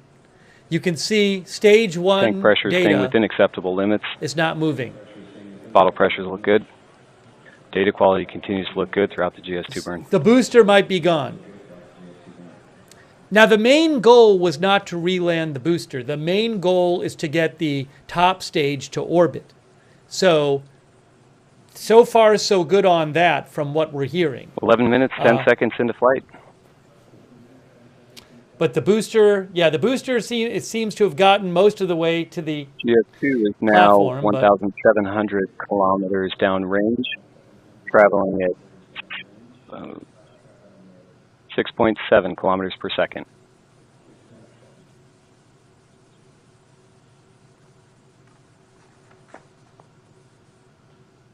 So the green light is the booster, which was supposed to land on a platform there, but from Teeters. we stopped hearing about that. No more data coming in from that, apparently.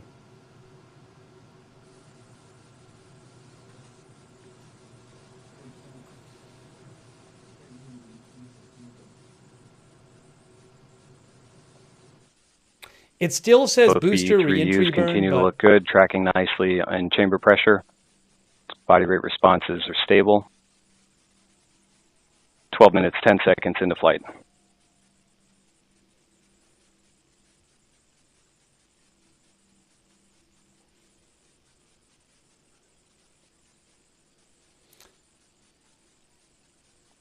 yeah, I did notice one of our viewers said stage 2 is losing altitude. I did notice that. We have I don't know if IAP that's vanish. GS2 is now orbital. GS2 is now orbital. That's what they wanted. They just said stage 2 is orbital. That's, I think, what was the goal, is that it would be orbital. 12 minutes, 53 seconds into flight. And we have engine cut off. I believe that was their main goal. Body rates look good following engine cut off. Thank you again, everybody, for joining us. Seco, First we cut off the engines on the second stage. What does that mean? That means that we hit our key, critical, #1 objective. We got to orbit safely. Congratulations, Blue Origin. Y'all have gone orbital. They did it. What a day. We see our teams down in Huntsville, our teams in Kent. I know the team out at Cars Park down here in Florida. They are all losing their minds. Congratulations, everybody. What a day. We are in space. We've got our Blue Ring Pathfinder ready to warm up, ready to start drawing in all of that great information. What a day. We're going to go to Cars Park here. We have Eddie Seifert. 14 minutes, 10 seconds into flight. Hey, Ariane, we are so happy to be here at Rocket Park, our orbital launch site. This team is so proud that we got to orbit. What an incredible rumble from the B4 engines. This was such an experience to live together, to be a part of this community. Amazing. You can feel the energy. What a fantastic day. Thank you, Eddie. To the whole team, again, congratulations on getting to orbit. Now, I know all of you are tuning in. We're still trying to get all of the data here. We seem to have lost telemetry on the first stage, on the booster. We very well may have lost the booster. We are still coming in with all of the information. I want to make sure that we get you the right information. But nonetheless, the main objective that we were going for this evening is that we hit orbit. And now I do have confirmation that we did in fact lose the booster.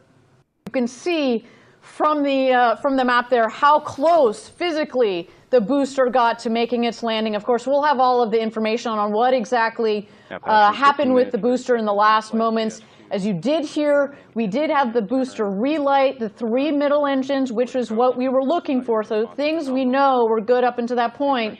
But we just need to go through the data. And of course, after the show, on all of our social media channels, we are going to have more information on those details. But key here, we hit our main objective. We got to orbit safely. Let's go up to mission control and launch control. Maggie, it's Maggie. Maggie, what's going on upstairs Maggie. right now? I bet our team is pretty excited. The fives, Ariane, they were high. The bumps were fisted. It was, oh my gosh, it was electric. I've got these people here, they're still working. They've been standing up. They've been sitting down. The folks behind me are celebrating. It is a good night here up in Mission Control. Obviously, you know, as you mentioned, lost the booster, but there is still a lot of work going on. We've got these guys in Mission Control, guys and gals in Mission Control, ready to keep watching our second stage, see if that blue Pathfinder can continue on its mission. And, you know, the work's going to continue for quite a while tonight, Ariane. That's right. That's right. My team, our in-space systems team, their job basically has just started, right? They're going to get that Blue Ring Pathfinder going. Maggie, can I ask you, we felt it down here in the studio. What was that rumble like as New Glenn was taking off? It was hard to describe. It was the rumble, the railings shook, but also it was so bright, Ariane. That whitish blue light out there was just impossible to take our eyes off of. Everybody here was glued to their view right over there, and it's been just incredible.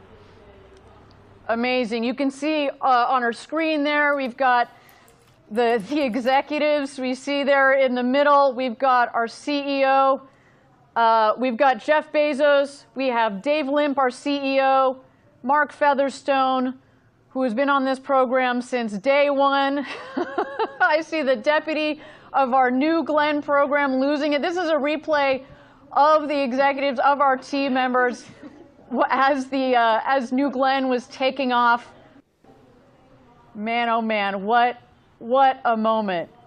And as Maggie was mentioning, what's so cool about when New Glenn takes off, not only is it bright like a lot of those rockets, but that LNG burns this beautiful, beautiful blue. And man, the skies over Florida were lit tonight. And New Glenn, Stage 2, continues its mission up to MEO. What a fantastic day. This team, Blue Origin, across this country, you guys should be so proud of yourselves. Getting to orbit is hard. There are not many countries, companies, whatever you want to say it, that have ever been to orbit. And y'all, we did it on our first go. Congratulations. That is huge. Denise, you've been at this company for several years. I've been here a decade. You've been here for 4 years. Almost 5. Yeah, I started crying. I'm filled with excitement, and I'm just filled with gratitude. You know, like, all of us play a small part in this success. It really does take thousands of engineers to really come together and work together to make this happen. And I'm just very grateful and humbled to be a part of it. And I'm also just so incredibly proud of our team. And I know we talked about the rumble, we anticipated it, and I knew it was coming when we cleared the pad, and it's still, I'm speechless. It felt like an earthquake here at the studio. It was, I'm very emotional, very happy, and very proud. Congratulations. High five, girl. Thank you. All right, let's take a moment to reflect on the key moments of today's mission. We met many of our objectives today. We exceeded them. So some of those milestones, we had a clean liftoff. Man, oh man, I will never forget the view of those 7 BE-4 engines in the blue coming out of those nozzles. We had stage separation, a clean stage separation, a clean fairing separation. And then you know what? we reached orbit. Now, we are still going to take some time to deliver our to deliver our payload to orbit. As a reminder, the Blue Ring Pathfinder is going to stay attached to that second stage as it orbits the Earth, collecting all its data, testing all of that very important telecom and avionics technology that is going to roll right into our Blue Ring program, to the Blue Ring vehicle itself. Now, we didn't have booster landing, but man, we got close. And as we have said in the previous webcast, it is about collecting data. Data is the currency of success, and if, with that being the case, we collected so much data, and man, oh man, we were going to take that information, we're going to roll it back into the next New Glenn, which is literally over my shoulder, waiting to have all of that incorporated. I mean, all of this, the engineering that has gone into it, the testing. And all the lessons learned, too. You know, these are really complicated, intricate engineering systems that we have designed, and it's really hard to do. And every time we get that data and we can infuse into the next iteration of that, of course, we have a GS1-2 right behind us. So there's another booster coming, and we're just so proud. We cannot wait to bring you that next launch. I'm raring to go. Denise, it has been a joy to have you here. Thank you for all of your insights, for your joy, your passion. You exude Team Blue and New Glenn, Team New Glenn. Let me just ask you, what are you going to remember the most from this evening? I think seeing that image of the 7 BE-4s after it cleared the pad. I mean, again, we know from analysis and data what it's supposed to look like, what it might sound like, and we've envisioned it for years. And then to see it on the screen, it was honestly the most beautiful thing I've ever seen. Yeah, it has, again, as you said, we've all had these visions in our mind. We've had animations, like what we think it's going to look like. Yeah. But there is nothing like seeing that real booster, the real, you see that flame come out from the base of that vehicle as it took off. It is just insane. Thank you so much for being a part of today's webcast. It really has been an honor to be with you, to take part in our first New Glenn webcast. And to our viewers, thank you for joining us. To our customers, to the Defense Innovation Unit that is supporting our Blue Ring Pathfinder, thank you very much to you. You have been supporters of the Pathfinder, but especially of Blue Ring. You are believers. Now, you know what? I know Team Blue has a lot to celebrate. I don't know if there's going to be too much work going on tomorrow as we celebrate all of this. Everybody, Mission 1 is in the books. I cannot wait, and I look forward to seeing you all back here again soon as we get New Glenn 2 ready to launch. Thank you, everybody, for joining us. Yeah. I think we've got one last way that we can get our viewers engaged. Yes. So I do want to speak a little bit more about Team Blue. You know, we talked about the hard work Team and Blue. all the cool engineering that we do here. Just we're going to take your comments in a second. For what we do.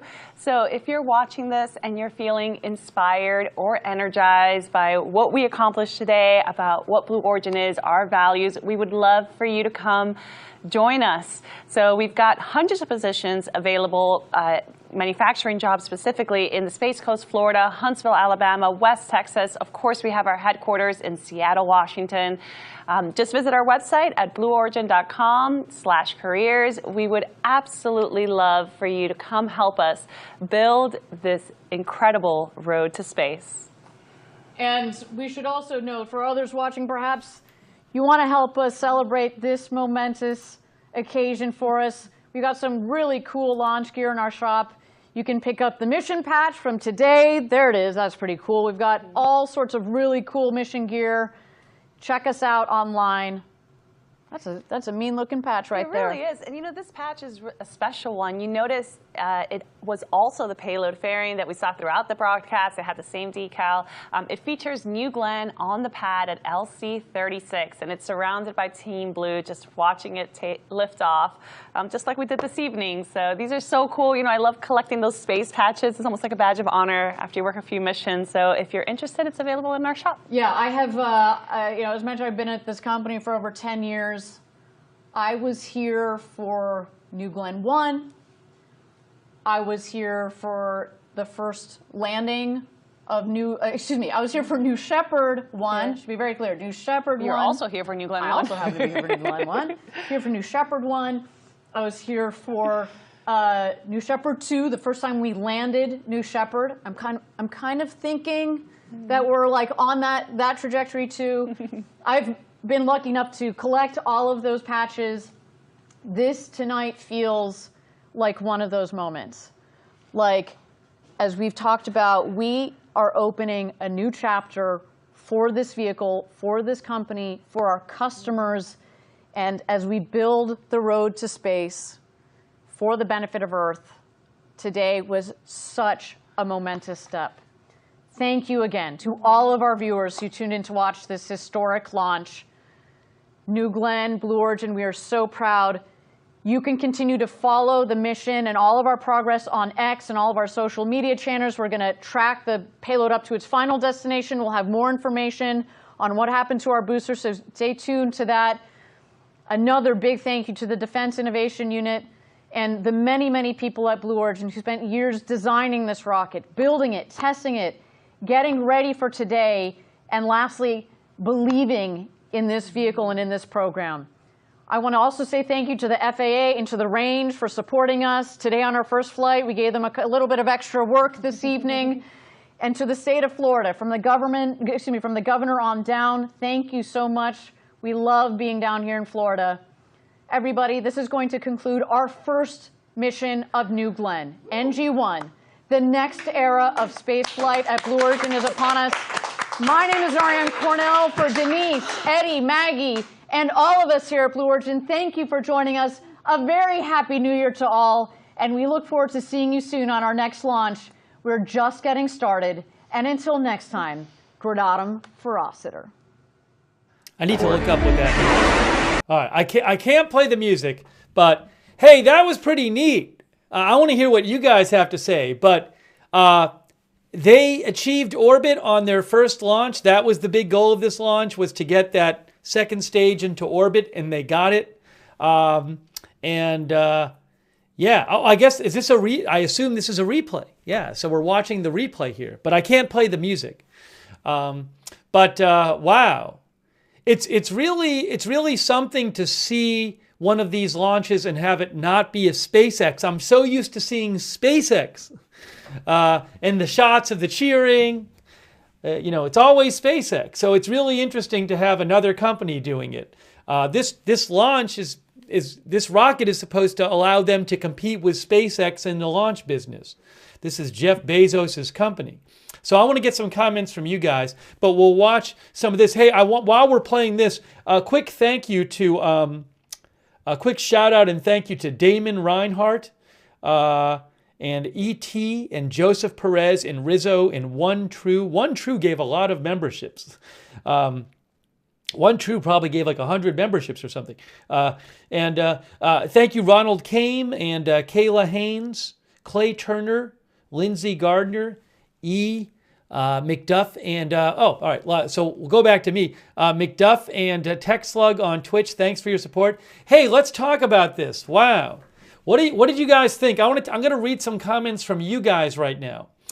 Technic says so much for the reusable booster. Yeah, they wanted to. I'm going to take my headphones off if you give me a second. I'm going to take headphones off. It might pause for a second when I do this. Allow it to pause for a second. Hang on. I think you'll see it pause. Hold on. Here we go. We good? Yeah. So the booster stage is supposed to be, that's the reusable part. It looked like it got close to the platform on the water, but something happened to it. We don't know yet what happened exactly to the booster.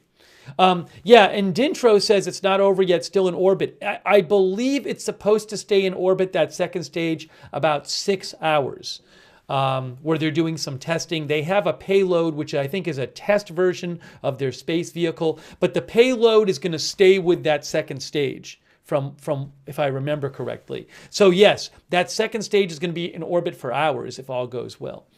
Connor Garrity says, pretty awesome. Aaron Hardy says, brilliant. Betty Swain says, that was pretty cool. Nathan said, awesome launch. Barry says, I was surprised. And this has been, it's been years. This has been a long delayed project. Jeff Bezos, I believe, first publicly announced this rocket in 2015. And I believe Jeff Bezos said he expected the rocket to fly by the end of that decade, but it's now 2025. But it's a big deal. It's a big deal. Silver Shadow says it's the competition that will benefit us the most. Zen Taurus says good launch. Rachel Dolly Hug says the thrust coming out of the engines was beautiful. Let's see here. I'm going to read some more of the comments. Ruth Krafasi says it is a big deal. Kelly Jo Connolly says, so happy to see history in the making.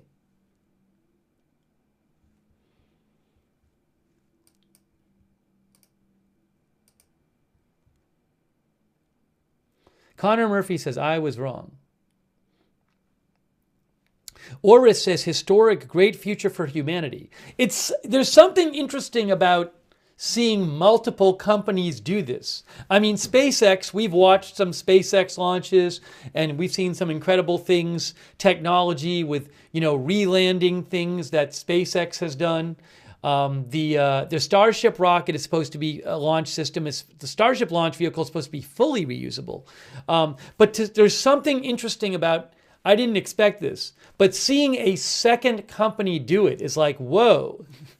It was impressive to me to see a second company have this kind of achievement. Dr. McRib says the space stuff is the only thing I like about billionaires.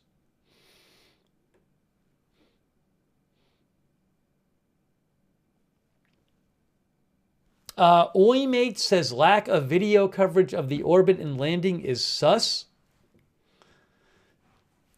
I don't think that they faked the orbit, put it that way. I have a hard, I'm not even going to get into, I don't even think it's worth arguing that point. I'm not going to even argue that point. Ruth Krafasi says, very exciting. Russ Lane says, I am happy for the success of New Glenn. Competition hones greatness.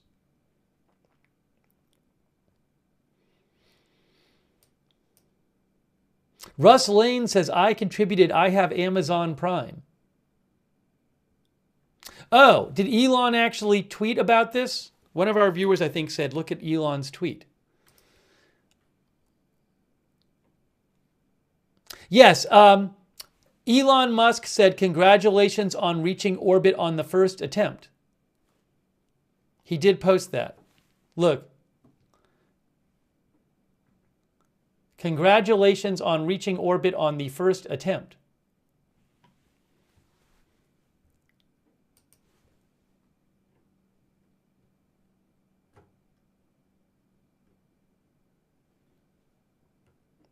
That's nice of him.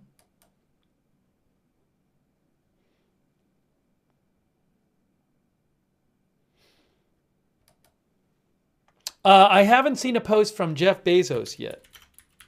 If he posts in the next few minutes, I'll let you know. Sambino says, I actually enjoyed this more than I thought it would. I thought I would. I think there was also, it's a launch where like there was kind of questions about the company. And is this really going to, be an alternative to SpaceX in the launch business? I think this, I don't know enough to say this says it's going to, but it seems like strong evidence that they can do it. I would just from what I've read. Gary Eckert says SpaceX is a decade ahead of Blue Origin.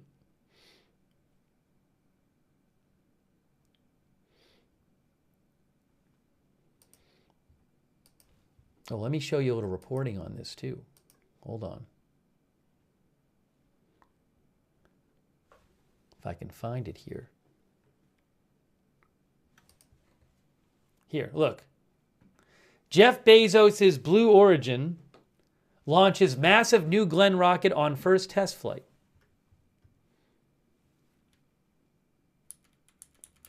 Years in the making, with heavy funding by Amazon founder Jeff Bezos, the 320-foot rocket carried an experimental platform designed to host satellites or release them into their proper orbits. Company employees erupted in cheers and frenzied applause once the craft successfully reached orbit. For this test, the satellite was expected to remain inside the second stage while circling Earth. The mission was expected to last 6 hours, with the second stage then placed in a safe condition to stay in a high, out-of-the-way orbit in accordance with NASA's practices for minimizing space junk. The first stage booster missed its landing on a barge in the Atlantic minutes after liftoff, so it could be recycled, but the company stressed that the number one objective was the test satellite to reach orbit. What a fantastic day, said the commentator Ariane Cornell on the live stream.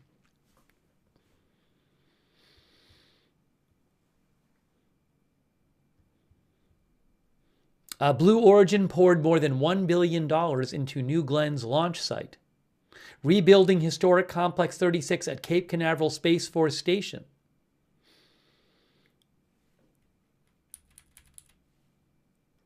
Bezos said he does not see Blue Origin in a competition with Elon Musk's SpaceX. Long the rocket launching dominator, Blue Origin envisions 6 to 8 New Glenn flights this year, if everything goes well, with the next one coming up this spring. There's room for lots of winners, Bezos said from the rocket factory over the weekend, adding that this was the very, very beginning of this new phase of the space age where we're all going to work together as an industry to lower the cost of access to space. New Glenn is the latest in a series of big new rockets to launch in recent years, including United Launch Alliance's Vulcan, Europe's upgraded Ariane 6, and NASA's Space Launch System, or SLS, the space agency's successor to the Saturn V for sending astronauts to the moon. The biggest rocket of all, at approximately 400 feet, the Blue Origin one is 320, is SpaceX's Starship.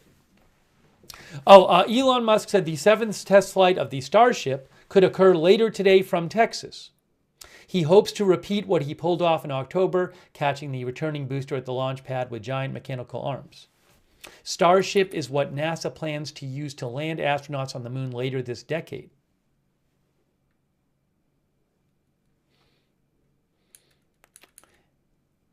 The first 2 moon landings under NASA's Artemis program will see crews descending from lunar orbit to the surface in starships. Blue Origin's lunar lander, dubbed Blue Moon, will make its debut on the 3rd lunar touchdown by astronauts. NASA Administrator Bill Nelson pushed for competing moon landers, similar to the strategy to hire 2 companies to ferry astronauts to and from the International Space Station. I didn't know this. The NASA Administrator Bill Nelson will step down when President-elect, I think I did know this, Donald Trump takes office on Monday. Trump has tapped tech billionaire Jared Isaacman to run NASA. Isaacman, who was twice rocketed into orbit on his own privately funded SpaceX flights, must be approved by the Senate.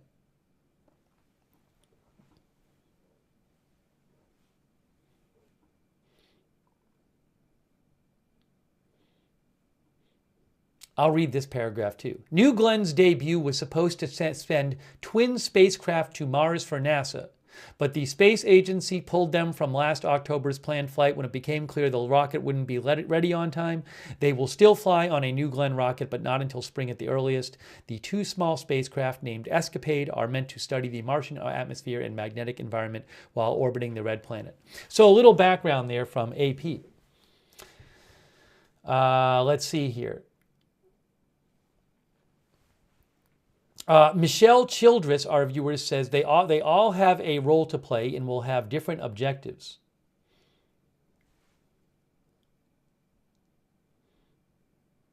Bill Leslie says Elon will be president of Mars. Oh, he calls us friends, says gradatim ferociter is Latin for step-by-step ferociously. Is that what they say?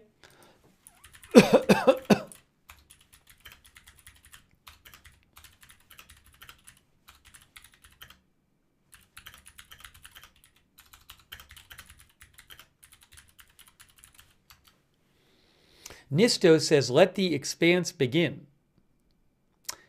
Yes, that is right. I looked it up on ChatGPT. It says the same thing. Gradatim ferociter, step by step, fiercely. Thank you, JJ. JJ, the last I heard, the 2 stranded astronauts on the International Space Station, I believe, are supposed to come back around in March.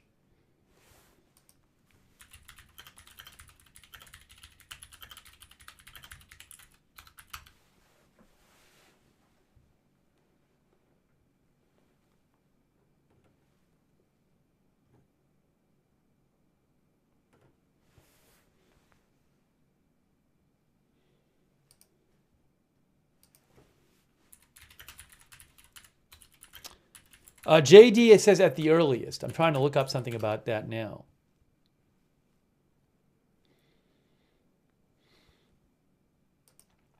Let's see. Yeah, in December, NASA said no earlier than late March.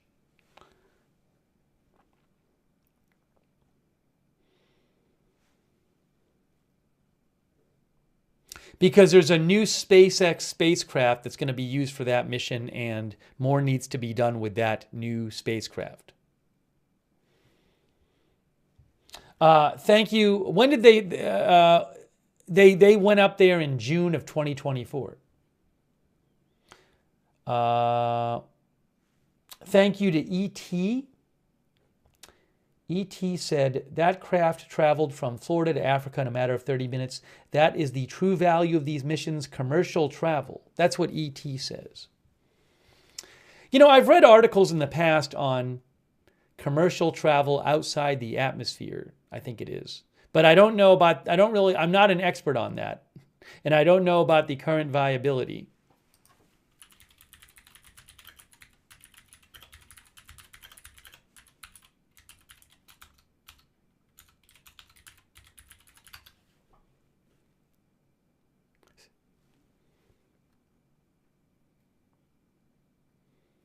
Am I right in that it would be like outside the atmosphere? I don't mean like a I don't mean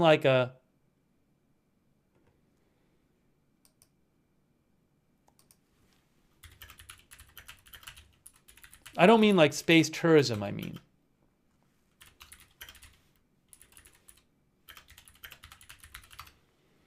Let's see here.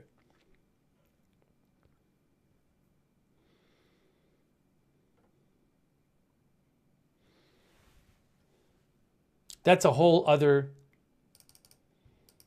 thing. Suborbital space flight, is that what we're talking about? No. I'm trying to find like a Wikipedia article on it so I could give you a is it suborbital transportation? Yes. If you look up on Wikipedia, it says suborbital space flight, and it says suborbital transportation here, and it says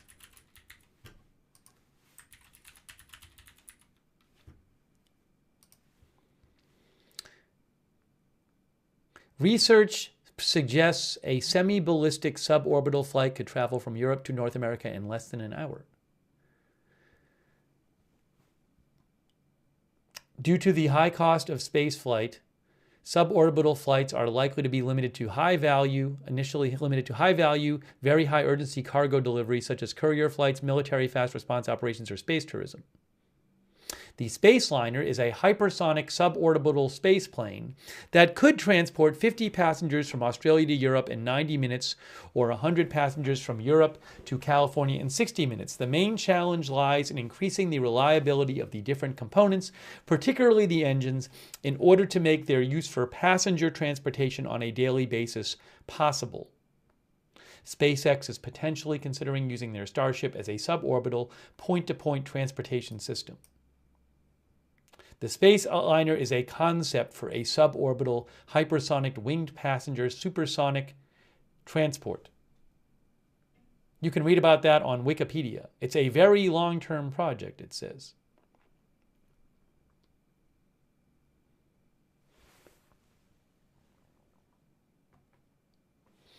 Banana Dough thinks that will happen in like 40 years.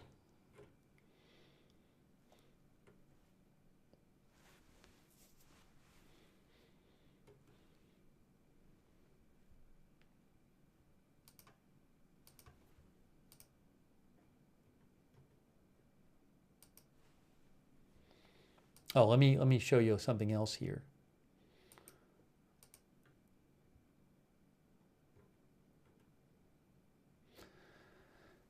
By the way, the Washington Post says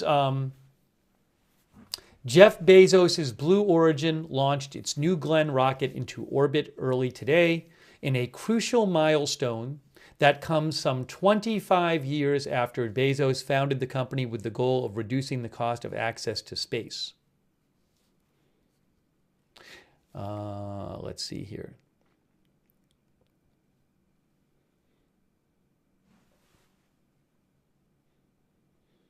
Blue Origin's vice president of in-space systems said, getting to orbit is hard. There are not many companies that have ever been to orbit, and y'all, we did it on our first go. Congratulations. That is huge. And Washington Post says this flight tonight is a key step towards getting certified by the Pentagon to launch national security missions.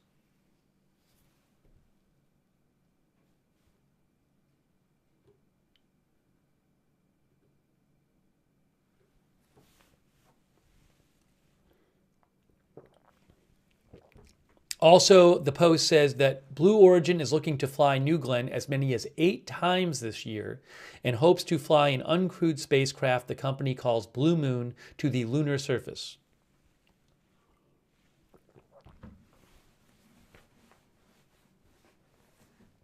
Also, for years, Blue Origin has worked to develop technologies to create a permanent presence on the moon, such as building solar cells out of moon dirt or regolith. That is from the Washington Post.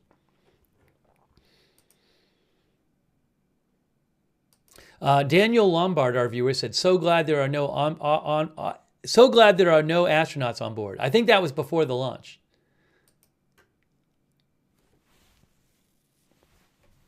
Injured robot claims that 192 seconds after launch, the booster experienced unexpected thrust, resulting in a warning to mission control equals looks like it fell into the Atlantic. I don't know if that's true. Maybe it is true.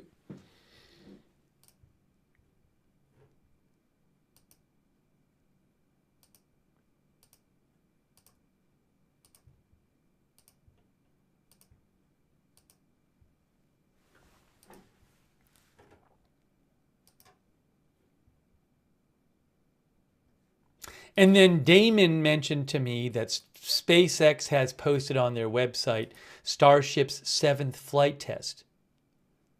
Oh, okay. That is, SpaceX says that their next flight test is today at 5 p.m. Eastern Time. They say the upcoming flight test will launch a new generation ship with significant upgrades, attempt Starship's first payload deployment test, fly multiple re-entry experiments geared toward ship catch and reuse, and launch and return the Super Heavy booster. We might cover that today. We'll see. Thank you, Damon, for sending that in.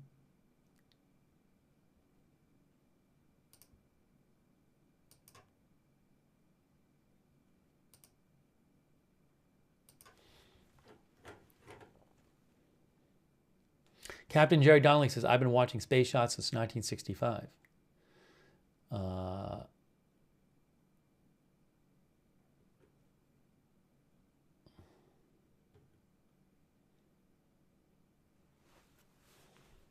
This was pretty exciting. I enjoyed watching this.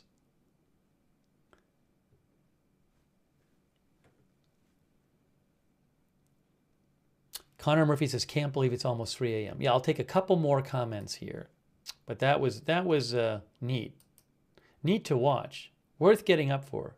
Getting up from, I took a little nap before.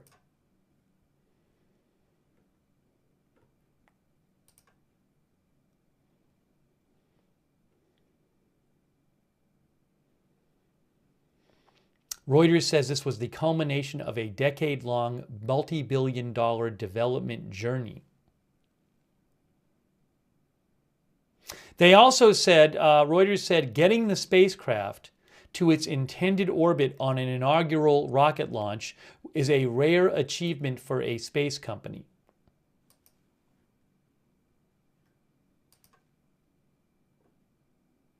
Northwoods Hiker said, very enjoyable.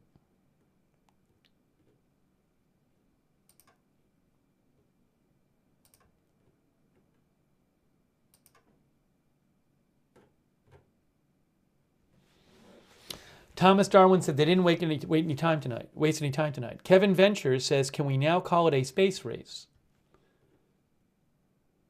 By the way, I think that Elon Musk and of SpaceX and Jeff Bezos of Blue Origin, I think they're the two richest people in the world.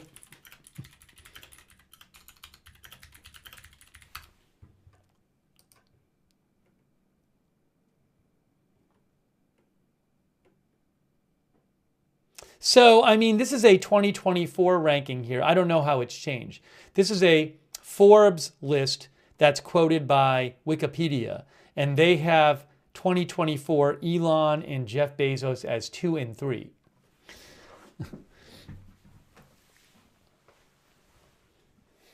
But anyways, it's interesting.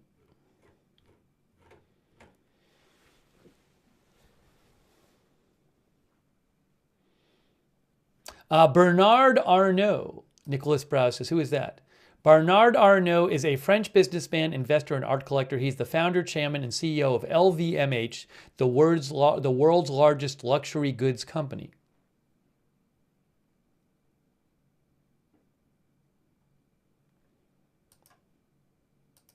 LVMH specializes in luxury goods. It controls around 60 subsidiaries that manage 75 luxury brands. In addition to Louis Vuitton and Moet Hennessy, it includes Christian Dior Couture and all these other things. Tiffany, Bulgari, Tag Heuer, if I'm pronouncing it right, Sephora.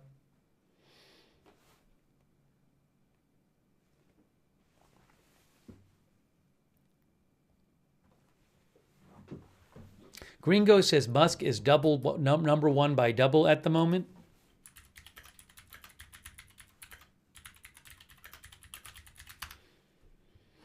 All right.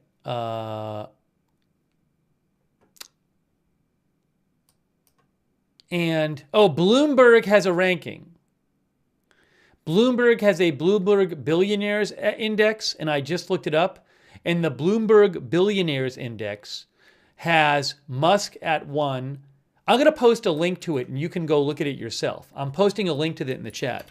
But it has Musk at 1, Bezos at 2, Zuckerberg at 3, Larry Ellison at 4, and Bernard Arnault at 5.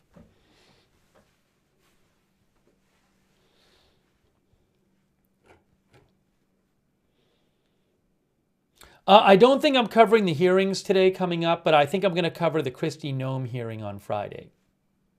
Thanks, by the way, to James Fish. Yeah, I don't know if I'm covering the Starship flight. I don't know. It's possible we will. I cover some space flights. I don't know if I'll cover the I don't cover like every Starship flight, so I don't know if I'm going to cover it. I got to see how I feel about it. There might be other news too. Thank you, Peasy Wheats, for the gift membership, by the way. Clay Turner, thank you for your support. Go buy yourself a Rolex, he says. I don't have any Rolexes. I do like to watch Watch Talk, though. Even though I don't own any kind of... any kind, like I've never, like the last watch I bought for like to work, I used to like wear them to work. I don't have to wear one right now. I mean, this is like 20 years ago or something, but it was not a Rolex, but this was years and years ago. But I got into watching watch videos on Watch Talk, on TikTok. There's one account I really like. He is called Tuscany Rose. It's a good account on TikTok. Watch it while you can before TikTok gets shut down, if it does get shut down.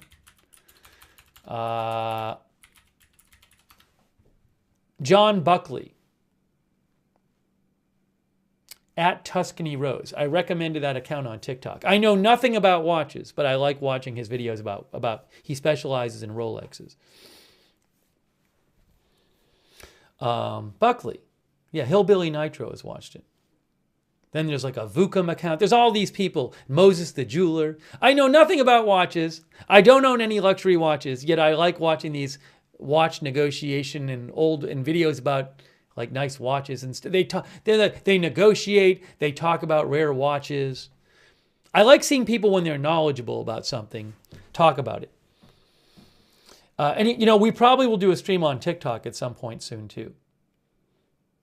I probably would have done that already. We just haven't had time. Anyways, all right. We're getting close to that time right now. It's late here. It's late. Oh, thanks, by the way, to James Carlberg. James Carlberg, I appreciate it. Who says working programmers hours these days. Yeah, we've had some crazy launches. Crazy time, air times. Okay. I think it might be time. I think it might be time. Oh, Jeff Bezos posted, guys. Just so you know, Jeff Bezos posted, and it looks like what he posted is a clip of the launch, right? And people are cheering. I think he posted a clip from it's like a video. Maybe it's edited from maybe it's the one they played at the end of the live stream. But he just posted. He hadn't posted about this today, so he just posted.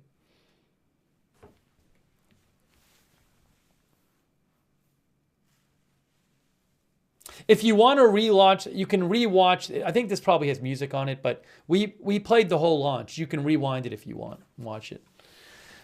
Guys, I think it might be time to wrap this up. But this has been very fun. It was really interesting.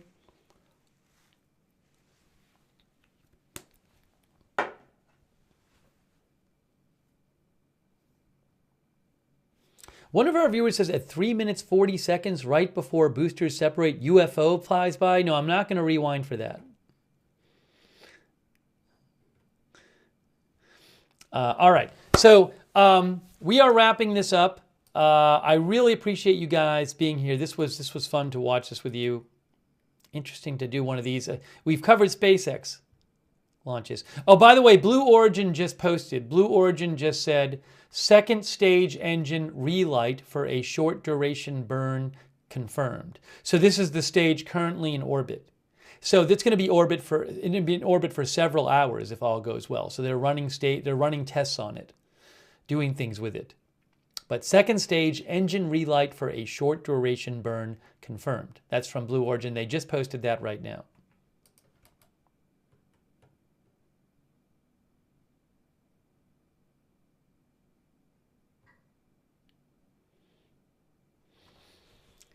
Ronnie says, I am rewatching. So thank you for joining this broadcast. This was great. Subscribe and follow the channel, Agenda Free TV. We cover all kinds of live breaking news here without an agenda. We did 4 streams today. That usually doesn't happen, but we had a bunch of news to cover. Subscribe, follow. Hey, turn on notifications. I don't know in advance when we're coming on the air most of the time, but you can sign up for free notifications. They work awesome. You sign up once, it's free. You get sent a notification whenever we go live. And the link to the notifications, our mods will post that in the chat. We do it through Discord, and you can also find the link to the notifications in the description of this video on Facebook and YouTube. So sign up for the notifications. I will post updates on my X account about this and other stories, any kind of big news. What is this thing?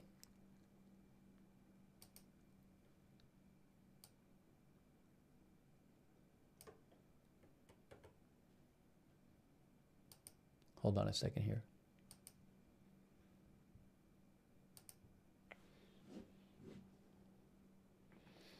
There's my profile. There's this thing, you can click on profile summary now on X. It's a whole new thing that I think that I haven't seen before. Anyways, that's my X account. Follow me there for breaking news updates. I post there when I'm not live. At Lookner. I'll post the link in the chat. And so I also wanted to read the Launchpad. Thanks to the Launchpad for writing in. Who says, thanks for sharing Space Stuff with more people who normally wouldn't hear about it. Yeah, I'm not, a lot of our, thanks to Launchpad for writing in. I am not, I am certainly, as you guys know, as I'm sure you can tell, I'm not a space expert, but I find it interesting. But I really appreciate, I know we have a lot of people who watch these streams when we cover space who know way more than me, and I really appreciate you guys helping me out with details and sending stuff in to me and letting me read your comments, so thank you for that. Let's see here. Hey, a huge thanks to our moderators. Moderators were awesome. We had a great chats tonight in our chat rooms, and we couldn't have the chats without our moderators. They make it possible. They're the ones keeping it civil and respectful there in the chat. So huge thanks to them for staying up late and allowing us to chat tonight. Over there on YouTube, Ruth Krafasi, Havasu Mom, Roberts May Queen, Rusty G, and all of our other moderators who've been there. Thank you so much. Linda Belk and Larry on X, over on Twitch, Daily Disclosure, Surly Dev, all of our other Twitch moderators who've been there. And also on Facebook, Margaret Riley, Kay Lowry Body, Paul Anderson. Thanks to all of our Facebook mods. Thanks to all of our mods. Really, really appreciate it. Thank you. It was a good chat tonight. Fun chat. And also thanks to Rocco Paco on Twitch. Thanks, Rocco Paco, for subscribing. And also thanks to MV Mason for your support. And thanks to everybody else who donated. That's super nice of you guys. Wow. Really appreciate it. I think I thanked everybody during the broadcast. Special shout out again to, I'll give an additional shout out to, was it One True? One True gave like 100 people memberships, I think. I'm not joking, in the chat. And Sean TV and everybody else who donated, who I thanked earlier. Thank you for supporting the channel. If you ever want to support the channel, you can go to agendafree.tv, agendafree.tv. But huge thanks to you for letting this channel exist. And hey, we also have a chat. You can chat with other viewers when we're not live.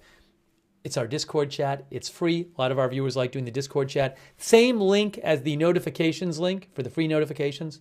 So you can check that out there. And big thanks to our Discord mods too. Thank you, Discord mods.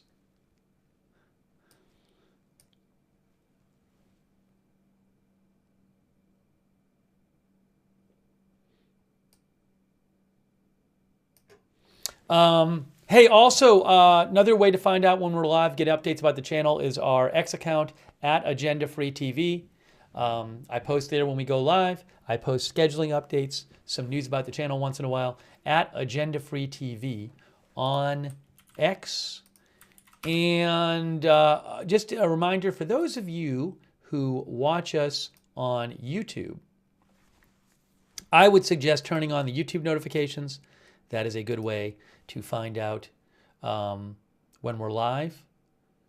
But if you want to turn on the YouTube notifications, it's a little funky.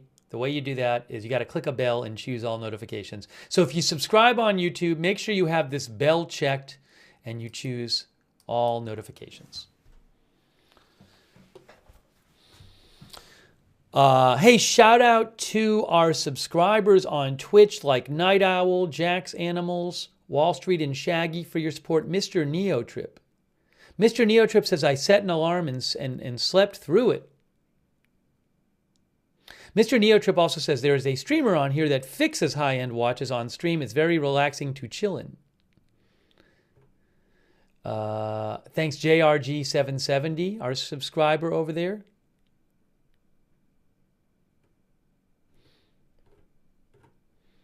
I'm Puff Puff. Thanks for subscribing on Twitch. Night Owl. All of our other Twitch subscribers too. Thank you. Puka. Thanks to our subscriber Puka on Twitch.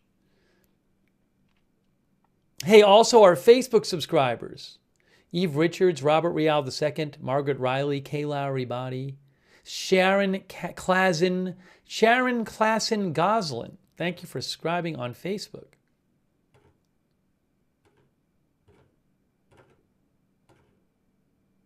Robert Rial II, thanks for subscribing over there. Marie Minicello as well.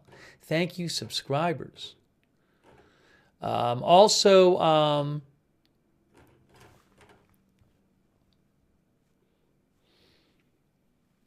Thanks to our YouTube members, big thanks. That guy from that thing. Bolo Santosi, Turnt Off, Peasy Wheats, Manu B.A., UV Lightning, JT Cooper, Clay Turner, Sabin Nation, Doug Hayhill, Sadi BB, all of our YouTube members. Well, these are some of our YouTube members. Lexi Texi, Thomas Darwin, Dr. McRib, JT Cooper, Aaron Hardy, Doug Cahill, Zen Taurus 98, Chris N., Getchapul, Rick D., Nikki Wadley. Thank you, Songbird, all of our YouTube members. Batman. By the way, I mean, when they delayed the launch tonight because of a boat, because of a wayward boat, I didn't really think we were going to see a launch tonight. I was very skeptical. So the fact that they went from wayward boat to the successful launch in like an hour, what a turnaround that was. What a big turnaround. Hey, Big Bugs, thanks for being a member. Pistol Pete, thanks for watching. BHX says, get some sleep, everybody. Sean Jimenez, were you in the area? Sean said, saw the rocket after takeoff, and that was it, like 5 seconds. Or you mean just on the video? Billy Joe Drays, thanks for watching.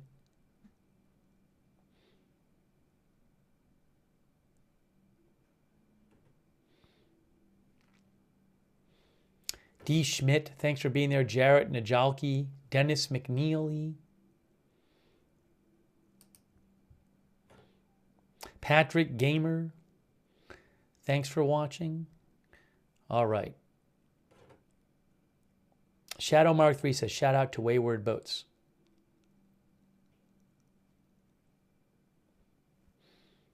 Thanks Penguin 3 for watching. All right, guys, we are wrapping up this stream at 3:11 a.m. It has been a long news day here. We covered a bunch of stuff, but I enjoyed being able to bring the coverage with you and to you and watch this and talk about the news with you today. I'm glad I got the nap in before this. I don't think I would have been able to stay up otherwise. All right, guys. So, yeah, a full day of streams, as one of our viewers just said. All right, guys, that is it. We are wrapping this up. Thanks again to our mods for being here. And thanks to all of you. Really appreciate you joining me today for all of our streams. That is it for now. Thank you for watching, and we will see. And congratulations to Blue Origin. And we will see you soon with more live breaking news coverage right here at Agenda Free TV.